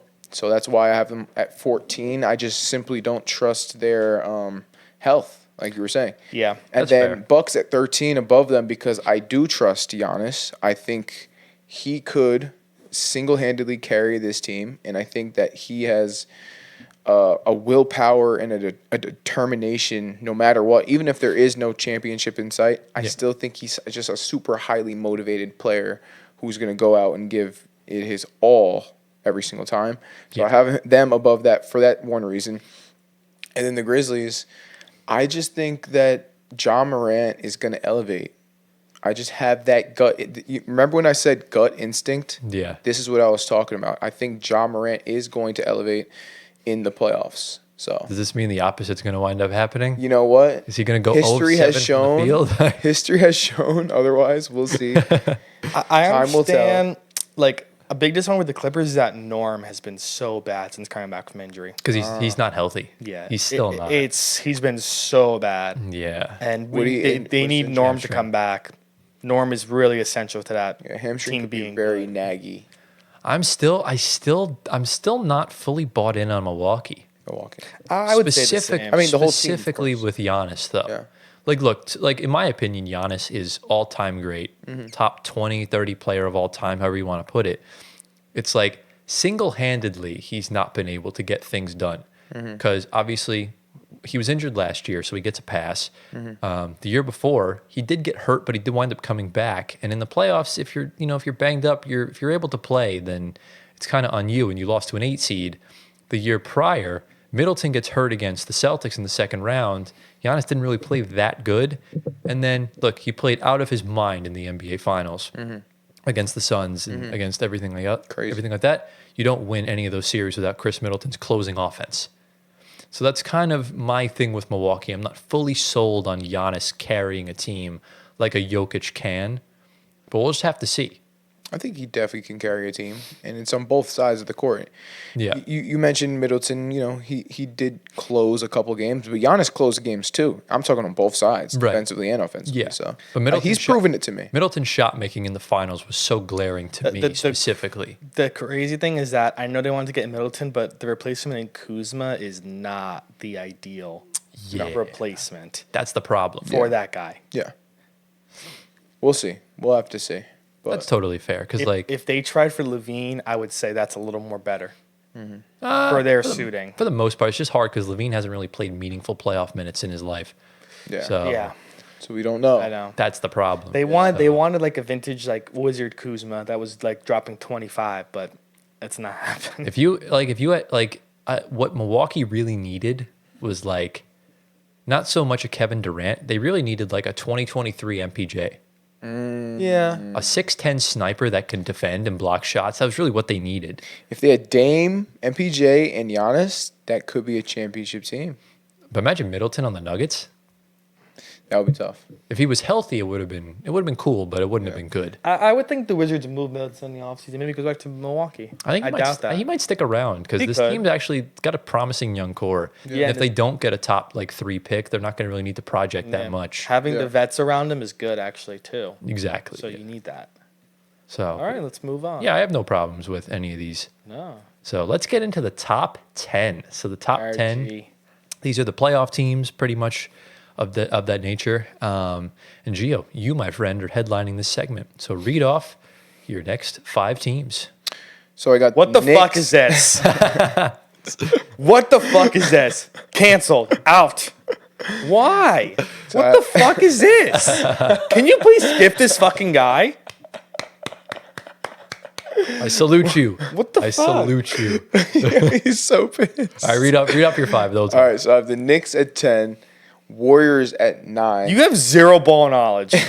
Zero. Warriors are better than Knicks. I'm sorry. Zero. All right, continue. Warriors at 9, Nuggets at 8. Nuggets are also better than Knicks. Yep. Timberwolves are also better than Knicks at 7, and the Pacers at 6. Pacers over the Knicks. I love you, sir. What the hell were you Let's smoking go. when you Listen. made this list? Listen, I was all pleasantly- these teams I just think are better than the Knicks right now. I was pleasantly surprised to see you have the Pacers that high. Yeah. Yeah, I what was the fuck? shocked. No, because What I the saw a hell is game. wrong Well, with what you? did I see? They beat the Nuggets. They're playing good basketball right now. You know what? They beat the Nuggets without Listen to me. Pascal. Right. Listen They're to playing me. good ball. When they play the Pacers, The Knicks don't beat any team above 500, when bro. they play the Pacers, I do not want to see you voting for the Knicks. You are not a Knicks fan. when I'm they play not the a Knicks fan, Pacers. but All right, let's be totally real here. The only way the Knicks can play the Pacers in the conference finals, and they're not getting there. So let's not worry about it yeah, that's because good. the Pacers This is are an awful list. the Pacers are comfortably locked in. His before. list is no longer like. Let me just tell you, every other team but the Knicks on my list here beats teams that are above 500. The Knicks I don't. understand That's that. the reason why they're at But 10. the Nuggets are struggling At this so rate, bad right now. At this rate, the Nuggets don't either. Okay, but look, But- they still have Jokic. That's so true. I understand that, but to each its own. I don't know why you can be against this list. This is a horrible list. wanna Gio's see- list is no longer valid. So you think the Knicks should be higher purely for the fact that they beat up on the Wizards and Pelicans Right. and Sixers? Right. I mean, OG's playing great, right? He's playing great. I might have some bias in my where I put the Knicks, maybe a little but bit. Oh yeah. I think it's deserved for where they should be right now. Just because the Timberwolves and Nuggets have gotten hot recently. Well, Nuggets haven't gotten. The Timberwolves have gotten recently hot. That plays into it. That does When play you- into when it. you I get know, hot but around the right time. I still roll with what I have. That's what I did. All right. All right. To each their own, I suppose. Yeah, to each their own. Exactly. But we'll talk about the Nuggets and Wolves after we reveal our tiers because this seems like the tier where most of them will wind up. Yeah. The Warriors, they're kind of in a tough spot because they've been playing super good basketball, but Right. there's just so many teams better than There's them a lot right of now. teams, yeah, And you still have to give respect to some of these teams like Denver with Jokic Exactly. and everything of that nature. exactly. I So- still would take the Nuggets over the Warriors in a series. That's just fair. because of Jokic. Well, also Murray didn't play in their game Exactly. the last time. And Murray's healthy and he's hitting. And the Warriors also lost to Denver when none of them played. So Right, it's right. But yeah, so are you starting to become like a Pacers believer? You know what? I'm seeing them. I'm watching the highlights of the games. They're putting up a lot of points. I mean, that offense always cooks. You're right. And we saw last year Rick Carlisle got these boys locked in defensively. Yeah, and I'm So- not gonna lie. So the combination of that, them playing well, and me watching, and then your takes, it's getting to my head. Okay. So the Pacers have go. risen in the ranks according to Gio. Okay. Yeah. I like that. So, yeah, I don't really have a problem. The Timberwolves fully deserve to be over the Nuggets. Yeah. Nuggets can't beat them. Yeah. It's turning into the Lakers debacle. Right. Oh, I have the Nuggets over them, So, clearly. Yeah, I mean, the Nuggets have not beaten the Wolves since Game 5. So That's funny. Not good. I don't think they're how much higher, though. Let me see. But I all don't even right, know. so I think mine is next. Antoine, please kindly look away for Wow. my next These 5. lists- Gio, Yo, we are we are this- there. we're buddy. almost- Lists are so We bad. are there. Look at that. So Me and bad. Tyler are locked in. So I have the Knicks at 10. I have the Warriors at 9. The Ow, Nuggets. Stop it. Why are you hating me? That was your ACL. No, that was my kneecap. Sorry. Very good. So I have the Knicks at 10, the Warriors at 9, the Nuggets at 8, the Timberwolves in 7, and I have the Rockets in 6th. Wow. I guess the Timberwolves have been playing a lot better. I should I don't be think higher on I them, don't think the actually. Pacers are better than the Rockets. It's close. My only gripe with this, someone's got to step up on the Rockets. Someone's got to step forward, I and think Jalen Green's starting to step up. I don't know if he's going to been do that in watching? the playoffs though. Okay. That's my concern. Okay. I'm afraid they're playing too much by committee, that they're not going to have that guy to lean on when they need to in the Maybe. fourth. And also the teams they're going to have to play in the first and second round is going to be a lot more difficult than what Indiana's got. Yeah, but you can't really judge it based off of their competition. You have to judge it based off of the team themselves. Right, For but- example, if the Rockets went up against the Pacers, this is how I was looking at it. Yeah. If they faced off against each other, I got to go with the Rockets. You know what I mean? I What do you think? the Pacers are one of the only, they're a weird team in a sense where I would take them over most West teams in a series. Interesting. Purely based on the way their offense is ran. And I think, bro, like if you've seen the way Obi Toppin's been playing, if No, he he's out keeps of playing his like mind. this, my God. Yeah. Because that's my concern with the Rockets. That game against the Lakers was very concerning. Yeah. So if we see games like that, you can't really hang with the big dogs in the playoffs. And that's kind of my biggest concern with them. Minnesota, easily the biggest dark horse in the playoffs right now. Yeah. They've been in the play-in for the past month or two. Again, you win 2 games, you're a 4 seed. That's pretty much what it is. And this team can easily make another run. Definitely. And again, it'll be very telling if they wind up making it deeper than they did last year with Cat. Wow. So Yeah, exactly.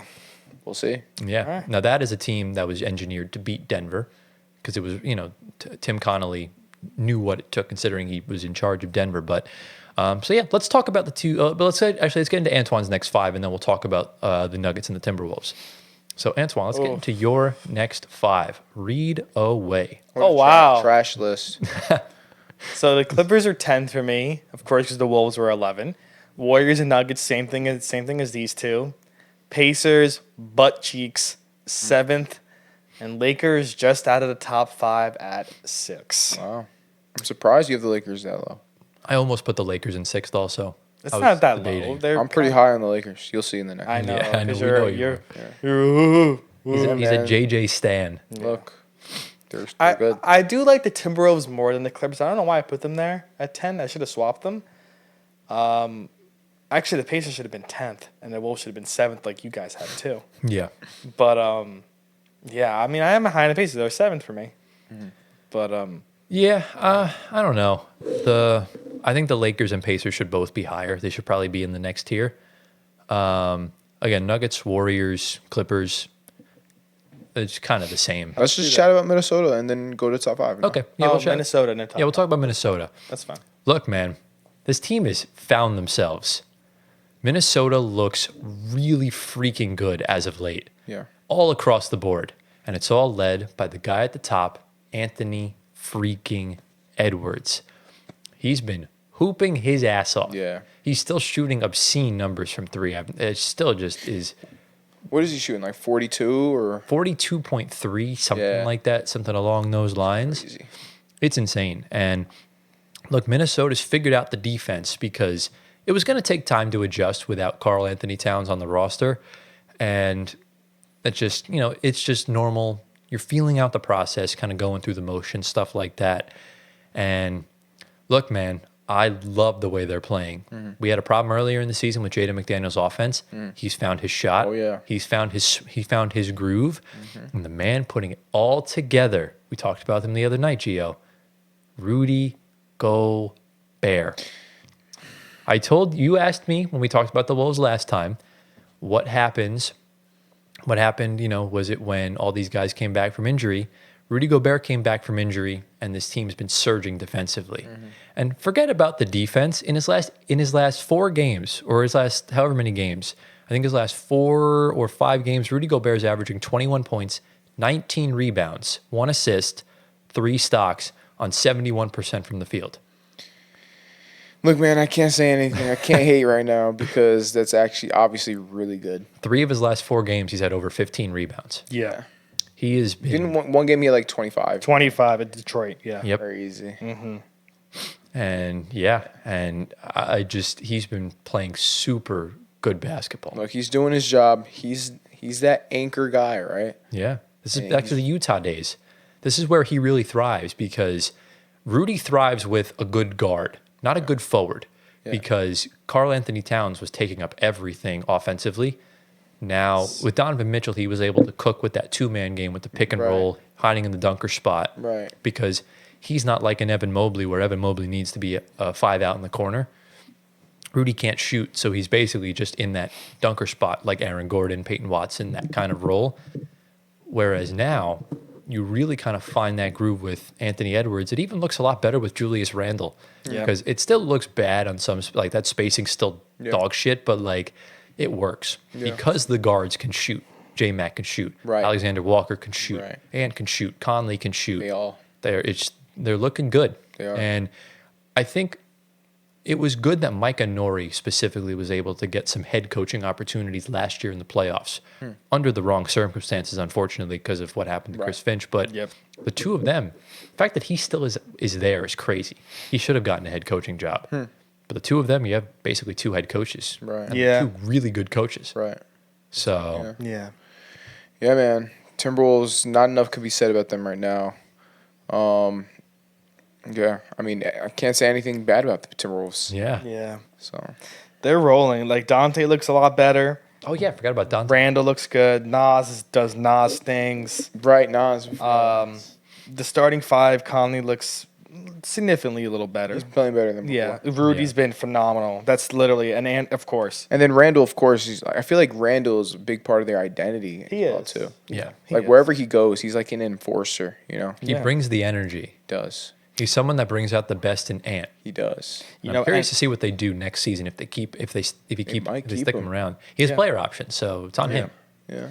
And they have 2 rookies that are on the come up hopefully soon for them in the next few years with Rob and Terrence Shannon. Yeah. And They're both pretty good. Yeah. Rob, like honestly, I understand Wemby's got like CP3 to help him develop. Mike Conley is a vet mentor. Of course. Oh, Sounds Really outstanding. good. I'm jealous. Yeah. Mark Conley should be a coach when he retires. He will for sure. He probably, yeah. He's still that type of guy. got some years left in him though. He He does. does. So- for a little bit.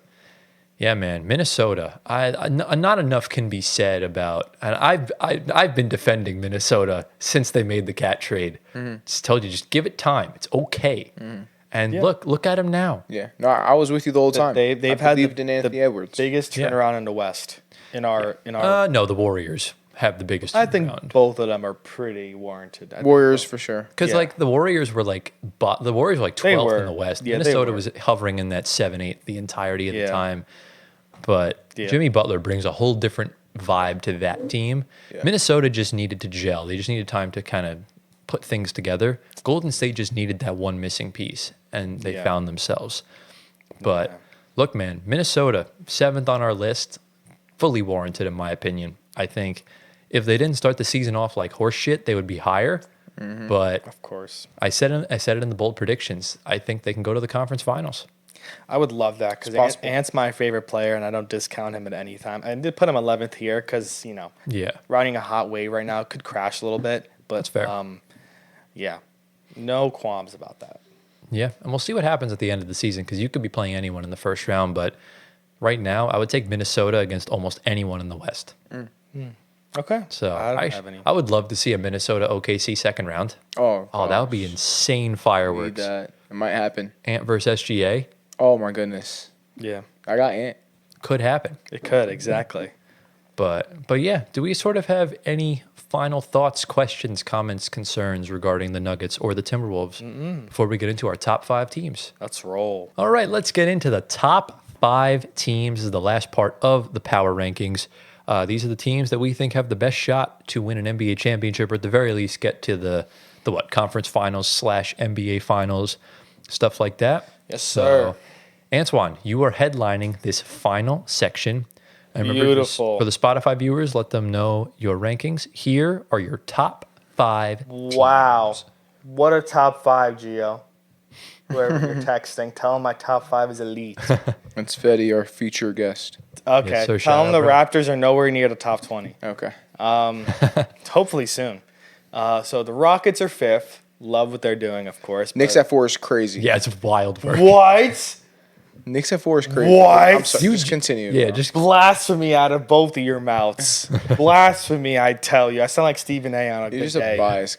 The Knicks are my top 4. Wow. Remarkable. okay. The Celtics are at 3 just because I don't want to put 2 East teams 1 and 2. I feel like East and West should be 1 and 2. Fair. But they would easily go into 2, I think, over the Thunder. But I transcend. Just continue to read the top 5 for the I Spotify transcend people. these. I says. transcend. Celtics are 3rd. OKC is 2nd. And Cleveland stays number 1. Yeah, fair. I mean, like Cleveland and OKC are on pace to win 65 games apiece, so they are the clear 2 best teams in the regular season. Knicks at 4 is, I don't even have words. Like That is the best pick all day. at best, like if I felt so good about the Knicks, the highest I would go is like 8. I'm riding off. What's another word for blasphemy? I hope Siri gives you nothing. This is profane. Profane. It's like profanity. It's like a curse. You weren't you the one that says stick by your team and glaze them all the way last You know week? what? You're right. I did say that. Why'd you have to open your mouth, man? Yeah, I should just stop. Well, in all honesty, But no, I appreciate that you believe in your team, but it's a little delusional. That's okay, though. A little. they should be probably the lowest I would go is 5 or 6. So one spot lower. 1 or 2 spots. That's crazy. I think I'm riding the OG wave right now. Bro, I almost put them in 11th. So like That's so awful. I almost put the That is Freud an ahead, awful list. That's Whoever crazy. made that list got sent it to the moon. Yeah, definitely. But yeah, this is my 5. Any reasonings like how you ordered the top 3? Just out of It was curiosity. tough. Yeah. It's so interchangeable. Yeah. I think riding the Cavs just because I think the Celtics could have a finals championship burnout just because they don't want it as much. Understandable. It's OKC possible, Gio. OKC, I think, just because they're riding the wave with Cleveland. They're both the top teams in both conferences. I think it's well deserved. Let me tell you, the Celtics, they're coming. Pause. Well, yes, it's hard. They can go easily 1 or 2. Also pause. OKC at 2, just because I think Cleveland has a little bit more of the umph than OKC. Fair. That's fair. Understandable. I think their bigs beat OKC's a lot more. Cleveland. It's close. I think so. I would give they have better bigs, but slight I think OKC has the better player in the series of SGA. Like it's pretty much do. not even a debate. Yeah. But it's gonna be tough because both teams have historically dropped in the playoffs. Right. So we'll see who kind of comes about. And even the Celtics, outside of last year, the Celtics have played with their food too much. I can't trust them like that. I trust the Celtics. They got it done last year. So- They know what to do now. They know So what we'll to just have to see. Remember, if certain circumstances could have happened in their last 3 series that could have changed the tides. Listen, the Very good Pacers. point. The Pacers were a healthy Tyrese Halliburton away from going to the finals. Yeah, and the Cavs. That was, Remember, Donovan Mitchell played out of his mind in Game 2 in the second round and tied the series, and then he got hurt. So we don't know what could happen. This is the same Celtics that went down 3-0 to an 8 seed in 2023. Yeah, but listen, Celtics. What are they? They gentlemen swept every single Yeah, series. the Pacers gave them the hardest trouble with that Tyrese. Yeah, but Yeah. it's still 1 in 5. it was a competitive. It was a competitive. It was a very sweep. competitive. Doesn't matter. Exactly. 5 games, they Right. got the job done. I blame more Rick Carlisle for that than Boston giving credit because Oh, come on. Rick Carlisle didn't close with the right players. Yeah. Like TJ McConnell had 26 points in one of the games and he took him out. Also, no Matherin. Matherin's back this year. And with the way Obi Toppin's playing, Look, a lot of these guys are playing great, but I'm sorry, I still get the edge to That's Jason fair. Tatum, Jaylen Brown, Derek White, Peyton Pritchard's playing amazing. PP? All these guys. the okay? only really way Boston and Indiana meet is in the conference finals. I want to see Okay. it. So we'll have to see. We'll see. But Gio, do you want to get into your 5? Let me see. Here you go. So, Rockets. Oh my God, this list is so awful. No, it's not. The This Lakers is- above the Cavs? This Oh, is yeah. so bad. Bro, get off Oh, ESPN Schmeat, yeah. bro. What He loves Austin Reeves. No, did you see what the Lakers did to the Thunder the other night? Yeah. Just embarrassed them. Okay, destroyed them, I think, by 20, 30 points. But like you would say with the Cavs, it's just the regular season game. Right, if but we're- they're showing okay. me Luka Hold on. Doncic is. All right, read your five What do you want to first. say? Read your Okay, five let me read my first. Yeah. 5. So I got Rockets at 5, Cavs at 4, Lakers at 3, Thunder at 2, Celtics at 1. Okay. So the Lakers should be missing probably 2 to 3 more players if the Luka trade was actually facilitated correctly. But you're saying if, wait, bro. Wait. Windy today, LeBron's best friend, quote unquote, Yeah. said so Austin Reeves should have been going to the Mavs in that trade. Yeah. Along with probably maybe Dalton Connect. And more first round picks. So And AD? the Lakers Yeah. and AD. So the Lakers were missing AD, Reeves, and Connect. So why didn't it happen? Because you have a bum in the front office, as Tyler says. Okay, so Yeah. why are you bringing that up? If the Because Lakers the- have Reeves, but they have if you LeBron. correct, but if you had a reasonable GM there, those players should have been gone. So the Lakers could have been easily at 5. Yeah, but we're talking about the past right now. I'm talking about the Lakers right now All right, with Yes. Reeves, Let me ask you with this. LeBron, Let me with ask- Luka. Let me ask you this. Let's say it's a Cavs Lakers finals, right? Okay, You have Rui on a bum knee with Jack. Rui is playing great, No, but he's been injured, is what I'm saying. but he looked very good. I understand that. But Rui on a semi bum knee and Jackson Hayes against Mobley and Allen? Like Lakers have no size. Lakers do have size, No, they not like the Cavs. not like the Cavs. The Cavs have beyond size. I think the Cavs are the worst matchup in the East for the Lakers. They might be, Austin Reeves but is I don't even have the Cavs coming out of the East, And that's so the it doesn't thing. matter. I mean, they've split with Boston this Austin year. Reeves is kissing the ground that he did not get sent to the Mavs. And Nico Harrison completely just said, I want AD, and that's We also it. talk about how great Austin Reeves has been. Yeah. Yes. He's been yes. outstanding, and then Luka now is starting to find it. This Lakers team But is scary. Austin- the White Mambas are coming to town. Austin Reeves should be a Maverick. Bro, who cares doesn't what he matter. should He's be? not We're a talking about Maverick. what I know, going but on he right should now. be a Maverick. Yo, stop talking about what Thing should is, be and what I'll could tell you be. this though: if this trade was facilitated properly, Luka Doncic would not even be a Oh, Laker. that too, exactly. Oh my God. Yeah, Most- Luka wouldn't be a Laker. Any Can we stop talking about an alternate reality? Like an Can we talk alternate- about what's going on in this reality, Exactly. please? Yes, but Luka is a Laker, so is Yeah. Reeves, so is LeBron, all Yes, these guys. correct. Can we talk about this reality? just because one man was put in the wrong Right. position to trade, if Mark Cuban was still there, it wouldn't have happened. I'm just telling you what I see. Yes, Right. And but what I see what is- is the reality? Let me tell you, Luka's playing out of his mind. He's starting to find it on the Lakers. LeBron's taking a slight back step He's not to healthy. allow Luka. he's not healthy, Okay, there you go. and that's a red flag to me. That is a red flag, but Who, maybe he's Luka? giving LeBron. his body LeBron. some time before they go to the playoffs, so he Yeah. can get healthy. And because of that, Luka, it's actually benefiting Luka. He's finding his rhythm again. He's looking like a killer. Mm-hmm. Reeves, I would have thought Reeves to take a back step to Luka, but Reeves has elevated ever since Luka arrived. because he had to. But he did though. Yeah. That's my thing. Yeah, I'm saying Player he had to. development. I thought he would have taken a back step. No. He elevated. I Right. knew he wouldn't be the one. Who would? Somebody's gonna have to. No, I didn't think. I think that would function as a big three. yes, correct. That was because who was going to be the third guy? It wasn't going to be Rui. It wasn't going No, to be Dorian Finney-Smith. Connect took the Well, back step. but you would expect everything. you wouldn't expect as much production from Reeves if you have No, Luka coming in. No, I do because everyone's going to be focusing on Luka and LeBron. Reeves is going to be wide open all the time. Okay. Yeah, Fair, and fair. Reeves That's- was already breaking out before the Luka. He was, but not as Exactly. much as he is now. Right. And then you have LeBron, of course. Yeah, who's a, obviously, it's who's a LeBron. known winner. So that's why I have the Lakers above the Cavs and the Rockets. It's that simple. They're definitely above the And Rockets. they can even win it all. Okay. I'm gonna say that. Unfortunately, you're right, but they're definitely above the Rockets. I cannot put them above Cleveland. Okay. I just No. can't. The Lakers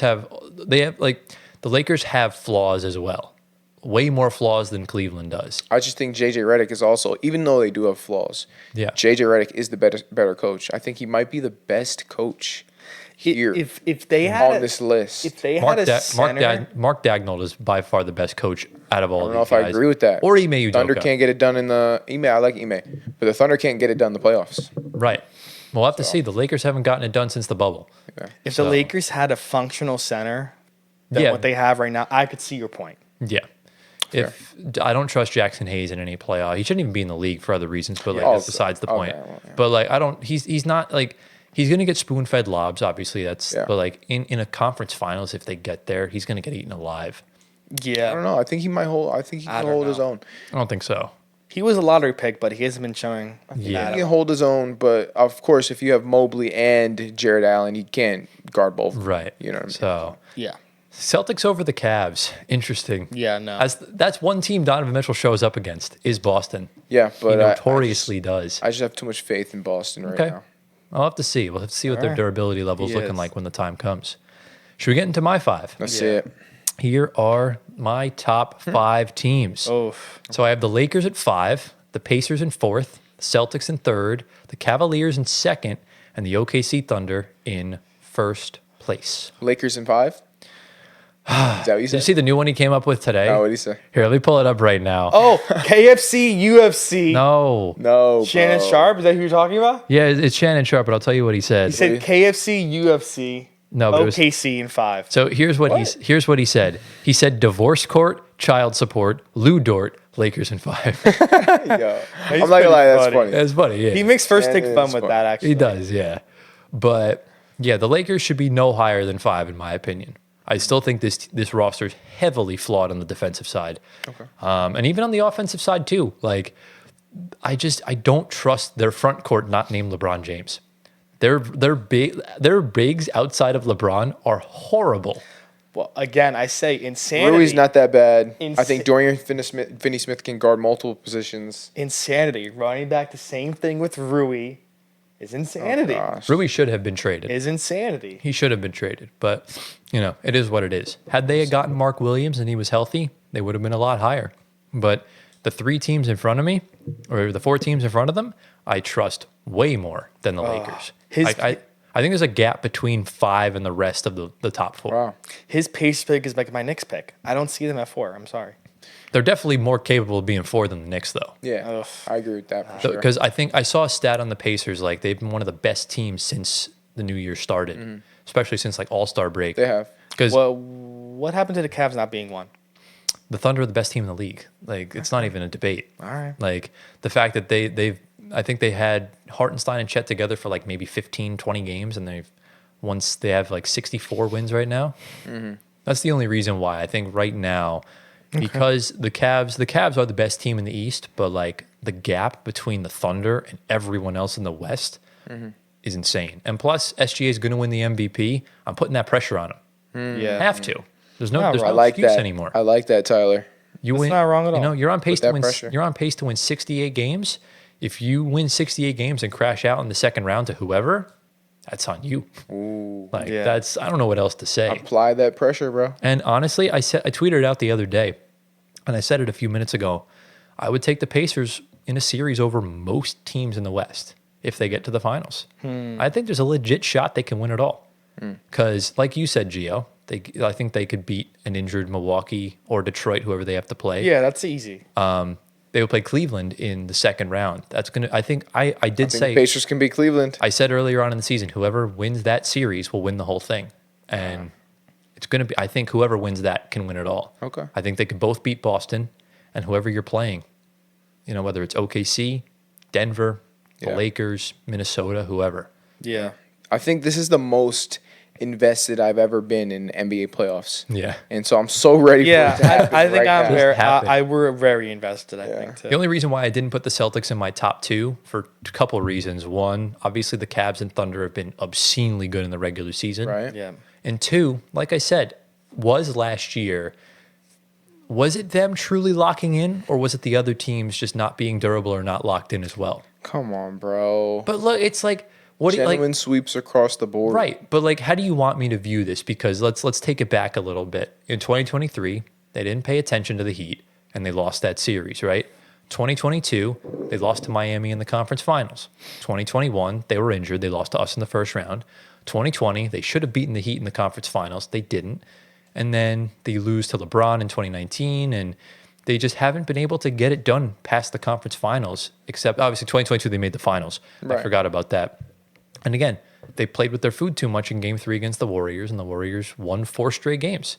So, the Celtics may have won 1 game in between, something like that. But the Celtics just aren't like 100% locked in all the time deep in the playoffs. Yeah. And that is a concern to me. But once you learn how to win, you forget how to lose, baby. That's true. But championship hangovers are also a real thing. They're not Yeah, over. and they got a hot Mavs team last year that's now without Luka and looking like a complete shell of themselves. Yeah. So it's interesting. It's an interesting storyline for sure. Yeah. I think any of the top 4 teams can easily win the championship. Yeah, I think Okay. I think all 4 can do it in convincing fashion in every series too. You don't think the Lakers could win? I think it would take a lot for the Lakers to win. It's going to be tough. I'm still on the same wavelength that any team in the West 1 through 6 Wow. has a chance. Rockets included. I would go as far as 1 through 8. 1 through 8, yeah. Whoever the All top the 8, same yeah. record. It's all Yeah. open. It's literally all open. Yeah, I anybody. wouldn't go as far as 8. Yeah, I don't think the Clippers can do it, but Yeah. like, No, you know outside what I the mean. Clippers, yeah. 1 through 7. Biggest dark horses right now is easily the Warriors and the Wolves. Yes. Easily, without a doubt. Yes. I don't think the Warriors can win either. If I'm being honest. Don't Bro, discount I don't them. know, bro. They don't have size, bro. But I'm talking look, about the it's Lakers. working. Remember, Warriors are even No, worse. it's Remember, working. Draymond. Yeah, but he's working. 6'6", bro. I understand that. No, but it's working. Anything That's can the happen. thing. But I feel most confident in those 4 teams. Fair. And All right. so yeah, that concludes our power rankings. Now we decided to go a little bit of an extra mile because we are the Floor Spacer podcast. Why not? And we did a concurrent ranking. Obviously, we did that Yeah. in the preseason. So basically, I just put together a formula in an Excel spreadsheet and everything like that, and we did tiebreakers. And there's a whole bunch of shit that went into it. But here are our concurrent combined power rankings. Where is it? There they are. So here are the current combined power rankings. Do you want me to read them all from bottom to top or Yeah, top Sure. to bottom? No. Bottom to top. Bottom to top. All right, so in 20th, the Miami Heat. 19th is the Kings. 18th, the Hawks. 17th, the Mavs. 16th, the Bulls. 15th, the Magic. 14th, the Bucks. 13th, the Grizzlies. 12th is the Clippers. 11th is the Pistons. 10th is the Warriors. 9th is the Wolves. 8th is the Knicks. 7th is the Nuggets. 6th is the Pacers. 5 is the Rockets. 4 is the Lakers. 3rd is the Celtics. 2nd is the Cavs. And 1st is the OKC Thunder. I hiccuped through like that I entire don't, thing. I don't have any Ugh. complaints there. I like this list. Actually, Yeah. if I'm being honest, yeah. I'll Pretty just put the good. Cavs a little lower, but I like this list. The only thing I would do in like genuine honesty, I think I would swap the Knicks and the Heat. Yo, this guy. Yeah, I think this is how I would put it. I would actually swap maybe the Clippers and then the Grizzlies. If I'm being a little too, Nah. I don't know. The only thing Leave him alone. I would probably, the only thing I would swap the Knicks and the Wolves. Yes. And then maybe I the would, Wolves and the I Knicks. would as well. He had the Knicks super high. He's That's trying to fair. skew I don't know. our takes here. I would also move the Lakers. He down. skewed Minnesota. He skewed- skewed Minnesota too. He did. Yeah. Minnesota So- should be around 7. 6, 7. Yeah. Knicks should be around 9, 10, or 10. Lakers should be a little lower. Warriors should be 9. No, because we had 4, 5, 6. Oh, we did. Okay. Yeah. No, he had 3, 5, 6. So Yeah. it was pretty much like that. But All right. yeah, not really bad Not at all, bad. to be fair. Bro, could you where do you think Dallas would be, and where do you think the Lakers would be if this trade never happened? Ooh, No idea. Dallas. Dallas could be high. Dallas could be high. Dallas Exactly. could be really high. Yes. Dallas, I would probably have They'll be top 10. they would be probably in my top 7. That trade Man. never happened. Exactly. Honestly, Lakers would be probably They'll be top where the 15. Grizzlies are. yo, I'm not even gonna lie. The Lakers might not even be in this video if they didn't trade for Luka. That's true. It's a very good point. It could be where maybe Chicago is. Yeah. Or Orlando. Because Yeah, they were, might be top 15. yeah, Top 15, exactly. Yeah. I think so. But Yeah, they were looking piss poor for a little bit. exactly, yeah. So Yeah. yeah, that concludes That's it. our NBA playoff power rankings. Let us know down in the comments. Give us your top 5. I feel like that's Yes. probably the easiest Yes. for you to do of who you think's got the best shot this postseason. And y'all, do you have any final thoughts regarding this? Any questions, comments, concerns, all that stuff? No. That's it. Let's roll. All right, and with that, that brings us to the end of episode number 52 and 1 year of the Floor Spacer podcast. Got to give ourselves a round of applause here. We deserve it. 1 full year of episodes. The amount of hours and days of episodes we have is probably insane. We have to count it up. You have to count it up. I think it's on YouTube Studio. It's probably Yeah, we we can. probably spend a good 3-4 hours every single time here. So it's twice a week. No, I'm talking So about the YouTube length. The YouTube. Oh, YouTube length only. Okay. Yeah. link. So, Gio, you know what time it is in the video. Yeah. What are the people comment at home? It's still with the flow. Let's comment down 52.